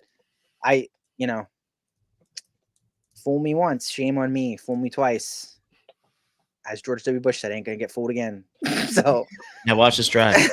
it's either him or Mickey. It's him or Landon DuPont, one of the two, That's the actual comp for what's his face, Lindros. No, DuPont? not DuPont. No, not DuPont. Oh, there's another one. Never mind. Different player. Bueller. You're not No. talking about Rubrick. Yeah. Dylan Rubrick. Jesus. All the rubrics are real big, I think, right? Yeah. They're all like over 7 feet tall or something. Anyway, not 7, Charles. but you get the idea. All right. Last one, we can let you go then. I got to ask because I went through all of the tiers of emotion, right? 2023 draft. I thought Zach Benson was going to be a Pittsburgh Penguin. God damn it. The Buffalo Sabres needed one more undersized forward. Here we go. We get Braden Yeager, and Z talks me off the ledge, gets me so excited about this player. He even has the greatest viral video bit ever, where a kid comes up to him and asks him to sign his stick with Sidney Crosby's autograph. They trade him for Rucker McGroarty. Yeah. Was that the right move? Yeah, I think so. I like Braden Yeager, it's like statistically last year should have lit the world on fire, but just given his age and his how far removed he was from his draft year, I don't really think he did that. I don't think he was bad by any stretch of the imagination, but like Kyle Dubas wanted to get a player in here who was closer to playing in the NHL, and he did that. The big concern about McGroarty is solved. I think the case is closed. You can close the book on his skating. He showed last year, whether it be in the AHL or the time he spent alongside Sidney Crosby, that is not a problem anymore. It was, I think, when he came into camp, to be clear. Like in September, I think it was a problem. And I think that he had to spend too much time paying attention to his skating or how he had to play without it being ready yet. And it sort of took him out of like the just being present in the game and reacting and doing what came naturally to him. His statistics don't give the full. He got like smacked in the face with the regression broom hard in the American Hockey League and was like getting robbed on 10 bell saves that nobody had any business. Like it was there were some long, like a 3-month stretch there where he was playing really well and it just couldn't score. And then like that ended and like they started to go in and you could see him get more confident. But I was just, for me, man, like I think they made the right call. I mean, they got a really good, talented kid here who there are the list of players who can effectively play with Sidney Crosby is not long, right? And as a demanding, like Chris Kunitz once said, it's the hardest job I've ever had because the information overload, like there's never a break, right? Like he's asking you to act a certain way in these nuanced situations you don't even remember being in. Right? Like so there's a high demand for that. And like McGroarty killed it. He did a great job. I thought that like you really saw the read-based aspect of him come out and the ability to play off of a guy with an IQ like a Crosby. That's impressive. So he's up next year. I think like there's no doubt in my mind. I don't think he'll take a sip of coffee down in the AHL. I think that time has come and gone. I think for both him and Ville Koivunen. But yeah, I think it was a good deal. I don't think Braden Yeager's starting next year in the NHL. I'd be shocked. I mean, I'd be wrong, but like he may play there at some point next year. But like Rucker McGroarty is a full, bare minimum year ahead of him, and that's what they wanted. And on the Chris Kunitz point, bonus question: have you ever felt more emotions? You're older than me. You've got more background with Pittsburgh Penguins, but have you ever felt more emotions in that overtime winner against Ottawa? Now it was weird though because it wasn't like an elation; it was a relief. Like that was such a bizarre series. It was both for me. Yeah, and it was like that they were so stringent with that 1-3-1. Like, it was such an annoying system. It was really hard to play against. There was no space anywhere in that series outside of the game that they scored like 13 goals or whatever it was early on in the year when like even Oli Mata scored in that game. But it was, it was that was like a good last signature moment for him, right? Like, is to get that goal. And I think like in the annals of like Penguin history, that's oft forget about trade is like, Ryan Whitney's sort of like a meme Dude, now. I was mad about that trade. I'll admit it. I was like not thrilled when it happened. Very wrong. It's the reason why they won in 09. It's like Kunitz. I'll say this as long as I'm alive. If like on my deathbed, like if somebody said to me, like, what's like in your mind, like the best performance like you ever saw by like someone other than like the Lemieux and Crosby's of the world, and it's Chris Kunitz in Game 7 of 09 against Detroit. Like, I don't think he made a mistake. Indirectly set up both goals with an action he took in the neutral zone. Both the Talbot goals came off the backside of a Kunitz action that he didn't get a point for. But like he doesn't make those plays, like those goals don't happen. So, no, I would agree with you. I mean, that was that whole game was a wild experience. The longest night of my life, I think, probably to this day. Emotional. All right, Jesse, thank you so much for coming on. I think if anything, we've proven that you and Z mesh pretty well. Maybe we don't wait until next draft. Maybe it's like a quarterly like rankings post-draft update show or something. Yeah. Well, it's real quick. 2 things. We followed each other immediately after you were the first person fucking that had any interaction with my tweet, my video that I posted of the Ekholm grenade into Bouchard's fucking kneecap. It's so funny. Dude, that was just like the funniest thing in the world to me. I got DMs about it. They're like, "That's not Ekholm's fault." I was like, "What are you talking about?" No, it was. Whatever. Yeah, it was. It was insane. It was. I mean, but that the whole sequence was like there's several comedies of errors that happen in there, but like that's the genesis of it, right? Like literally, yeah. That's what attrition looks like in hockey. Like I was saying it earlier, like that's what it looks like when you get haunted for 60 minutes and then like eventually those chickens come home to roost, dude. Like they just do. And like that was the chickens dead. Coming home to roost. Like you can't do that. No. So funny. But the last thing though, please plug the regeneration face-off factor. Yeah. So yes, I was gonna end with that. Yeah, so I like way back in the day, like when I got out of college, like I started up a blog called Face Off Factor, which is like how I got my start in this business. Really, I had no idea what FOF was at the end. That's what it was. Yeah, for the longest time. Yeah, dude, 2007. I never changed my handle after that. I just left it. I let it ride. But I've had a lot to say about the draft, like probably more than my editors are willing to let me do publicly. So I needed a place to put this grotesque amount of thoughts that I have, not only about the draft, but like prospects in general. So I brought Face Off Factor back as a Substack. It's been a fun trip so far. I think we were like number 9 or 8 in the rising section of sports for Substack for most of last week. So it's been great. I got really appreciative of everybody that checked it out. Mostly everything on there is going to be openly accessed by everybody, but I think like some of the longer projects I have, like I've got a video coming out on Tanner Howe. It's like 25 minutes long, like, and it took a long time to do. So that stuff will probably get tucked behind the subscriber wall. Like some next time you're on here, we need to do a deep dive on Tanner Howe because I've got time for that. Went I've got time for that. On him. Yeah, I'm like nobody took that ACL news harder than I did because I was ready to go. Like I thought that next year was going to be it. So it might still be. Who knows? But there's a player in there. There's an NHL player in there for sure. And I don't know that the ceiling's high. Like I don't think he's going to be a top 6 forward by any stretch of the imagination. But I think he's going to make a lot of people's lives miserable in a lot of different ways. And like, he just seems to be really good at talking, which I like. So, so yeah, that's it. So I get, this week I'm going to do pieces like starting tomorrow on like my endorsement lists for their first 3 picks. So players that I would like to see them used for 11, 59 and 73 or whatever the hell it is. Like I already forgot. I think it's 73.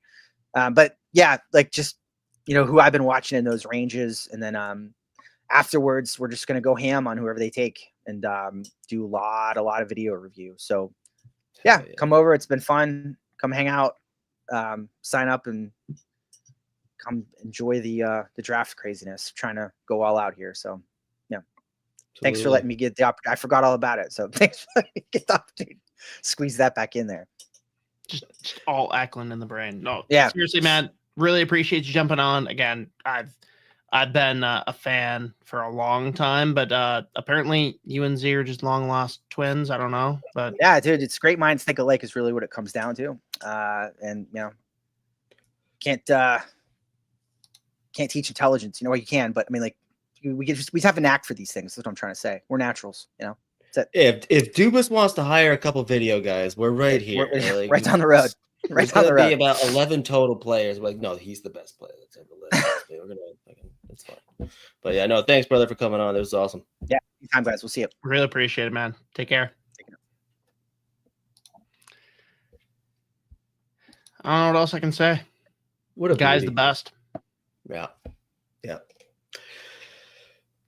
It is funny that like some of the clips that he mentioned, I was like, I clipped that a week ago. I've watched it 700 times. Like, I didn't upload it.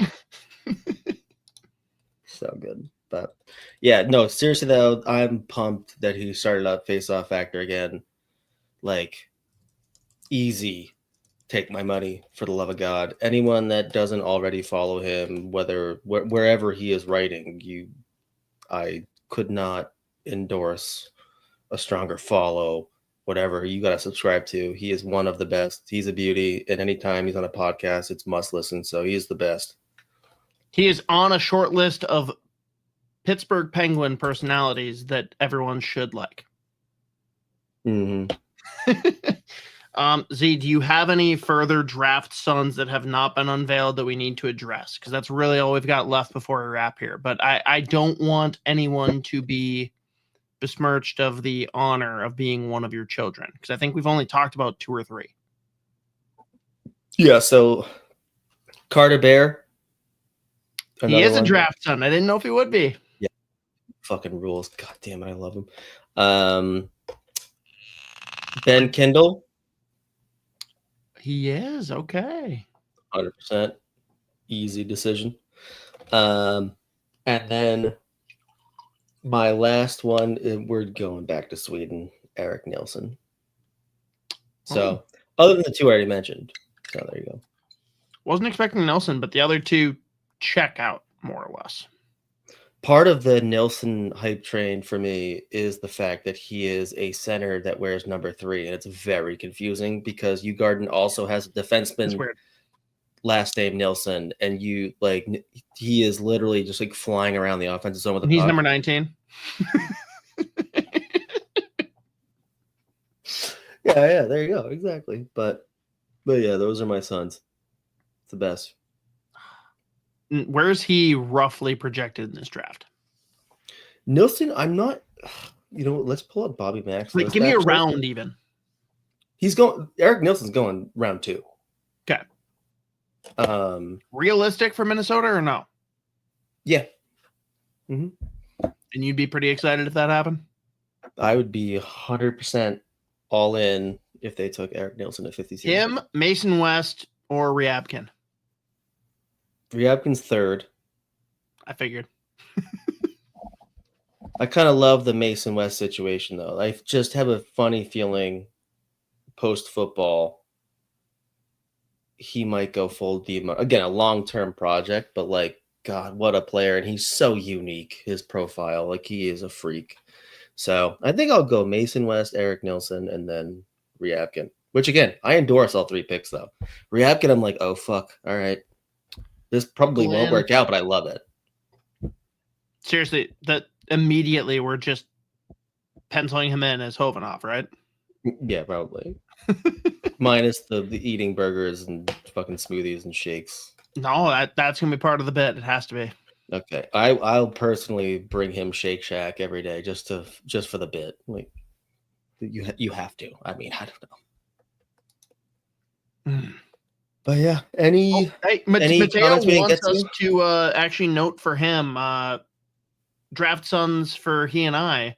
He said he doesn't know if I have any, but wants you to know that Mateo, is particularly on Riker Lee.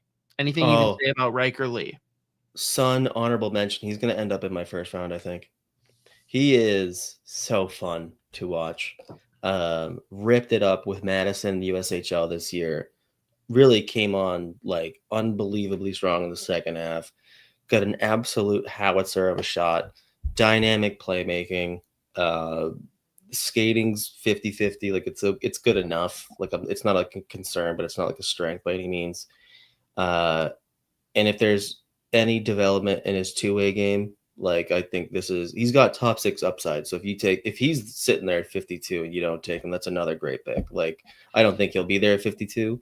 I think he'll go late 30s, early 40s probably. But I mean, you're going to see plenty of final rankings that have him right anywhere from 30 to 40. Like he is legit. Like he's got super high upside. He's so fun to watch. I was actually just cutting clips of him yesterday. Literally yesterday I was doing regularly clips. Nice. For me, like naturally, I have to be big on both LJ Mooney and Maceo Phillips. I don't know if you want to weigh in on Maceo Phillips at all. He rocks. I think that's another. He probably goes late second, early third. Big good or bad defenseman. pick for Minnesota if they do. It might be a little bit early, but it also wouldn't shock me. And again, this is a guy that also, especially post-combine, all 32 teams love Maceo Phillips. Like, great kid, but that's obviously not his, like, major selling point. He's a legit player. He's fucking huge. He's physical. He'll chirp everybody. Like, he rocks. Again, like, the USN TDP pissed me off when I watched them live. This is in October, so it shouldn't be relevant to anyone else. But, like, watching them live, it was him, Amico, and Fondert that were impressive. The only 3 players that impressed me when I watched them play Harvard in the preseason last year. But Maceo Phillips rocks. Like, that's another gem that the Gophers have coming. He was a very fun interview with some people at the combine as well. But other ones then for me, like I'd like to just be named. Will you allow me to be godfather of your son, Victor Eklund?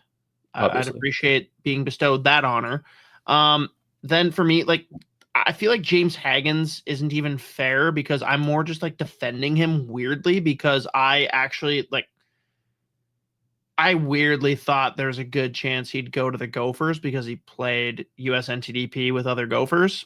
And then I was kind of pissed when he didn't. So I like disowned him. But at the same time, now I'm seeing what's happening to him. And it's like, it's too far. I can't understand just because he played with 2 absolute fucking studs who were in the Hobie discussion that he's now labeled as a passenger. And it's a problem. Like, kid's going to be a stud. I can't believe people are passing on him.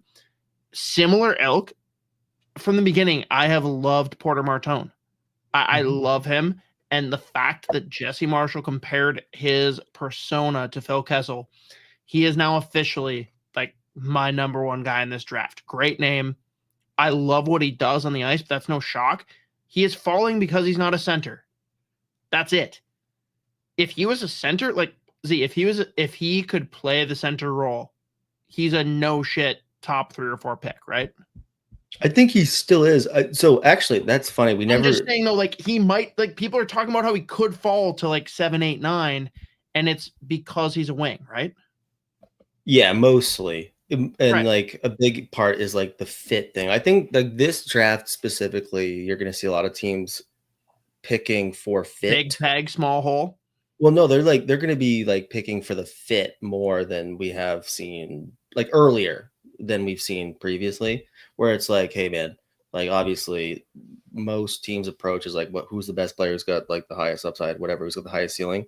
I think you're going to see a lot of teams picking for need and fit early, like including the fucking like Chicago Blackhawks at 3. Like that's gonna like it's. I think Frondell to Chicago is basically it's almost like signed, sealed, done. Like that's happening. So I think that's gonna happen. But so the reason. I would imagine that the Martone Kessel thing came up. It was like, we know what Martone looks like when he is playing at like full out 10 out of 10 aggression. Like, fuck you. Like I'm that guy. but I there's just so wish many that games where he Jesse would have chooses gone into not this. to. That's where it's at, where it's just like same time when he does tap into that all-out game. Yes. He is him, as the kids say. The way but, Jesse like, phrased it is perfect, though. So the way that he got to Phil Kessel is he said, Porter Martone's a guy you got to throw a rock at. Like, yeah, there you go. They're idle, and as soon as you throw the rock at him, he wakes up and goes and does the thing. Like, that is Phil Kessel. Like, he doesn't do it on your schedule. He does it on his. But when he shows up, holy fuck, he shows up. And he's got that piss and vinegar. He's got that, I'm going to go and celebrate right in front of your fans. Fuck you mentality. I fucking love it. He's love it. Awesome. He's so, oh God. He's firmly my number 4. Like, for me, the draft starts at 5. Right. Probably not. Yeah. If he does, it'd be really fun to see him play with Cooley. I would not be mad about it. Well, that's the thing. Like, I wouldn't be too shocked if Utah was like, yeah, we'll do another version of Daniel Boot almost. I'd love it. I'm just, what everyone's saying, So it's we'll see. probably unlikely. Maybe. We'll see what happens, but That'd be fun. I would be totally on board with it. yeah. No, he I'm rocks. at this point, I'm like a fringe Utah fan. Well, they're so fun, dude. Like, I'm not gonna say that I'm a fan, but I'm right there where it's like, yeah, if you put a gun to my head, I like them a lot. Mm-hmm. Yeah, totally. Penguins, several tiers down. I guess Wild, right there next to the Wild, Utah. Mm-hmm. Totally. Yeah, I like that. As far as like must-watch TV goes, if you're looking for a team that's not your actual team, if you want to watch a game, like High event Utah hockey, is high on that list. But, anyways, great episode. That was fun as hell. We love Jesse Marshall. We're Jesse Marshall fans. He's a beauty.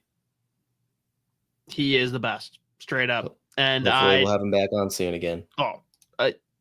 If we could get him on quarterly to do a prospect breakdown, that way we don't have to I feel like you guys talked about 2 prospects for an hour, and if we just spread that out over the calendar, we could get into a lot more guys. But it was like good conversation. I don't know. And that's how it goes. Is very topical because he's gonna go 2 or 3 at this point. It sounds like so. Hearing that Eklund is his driver is very funny. It's very funny.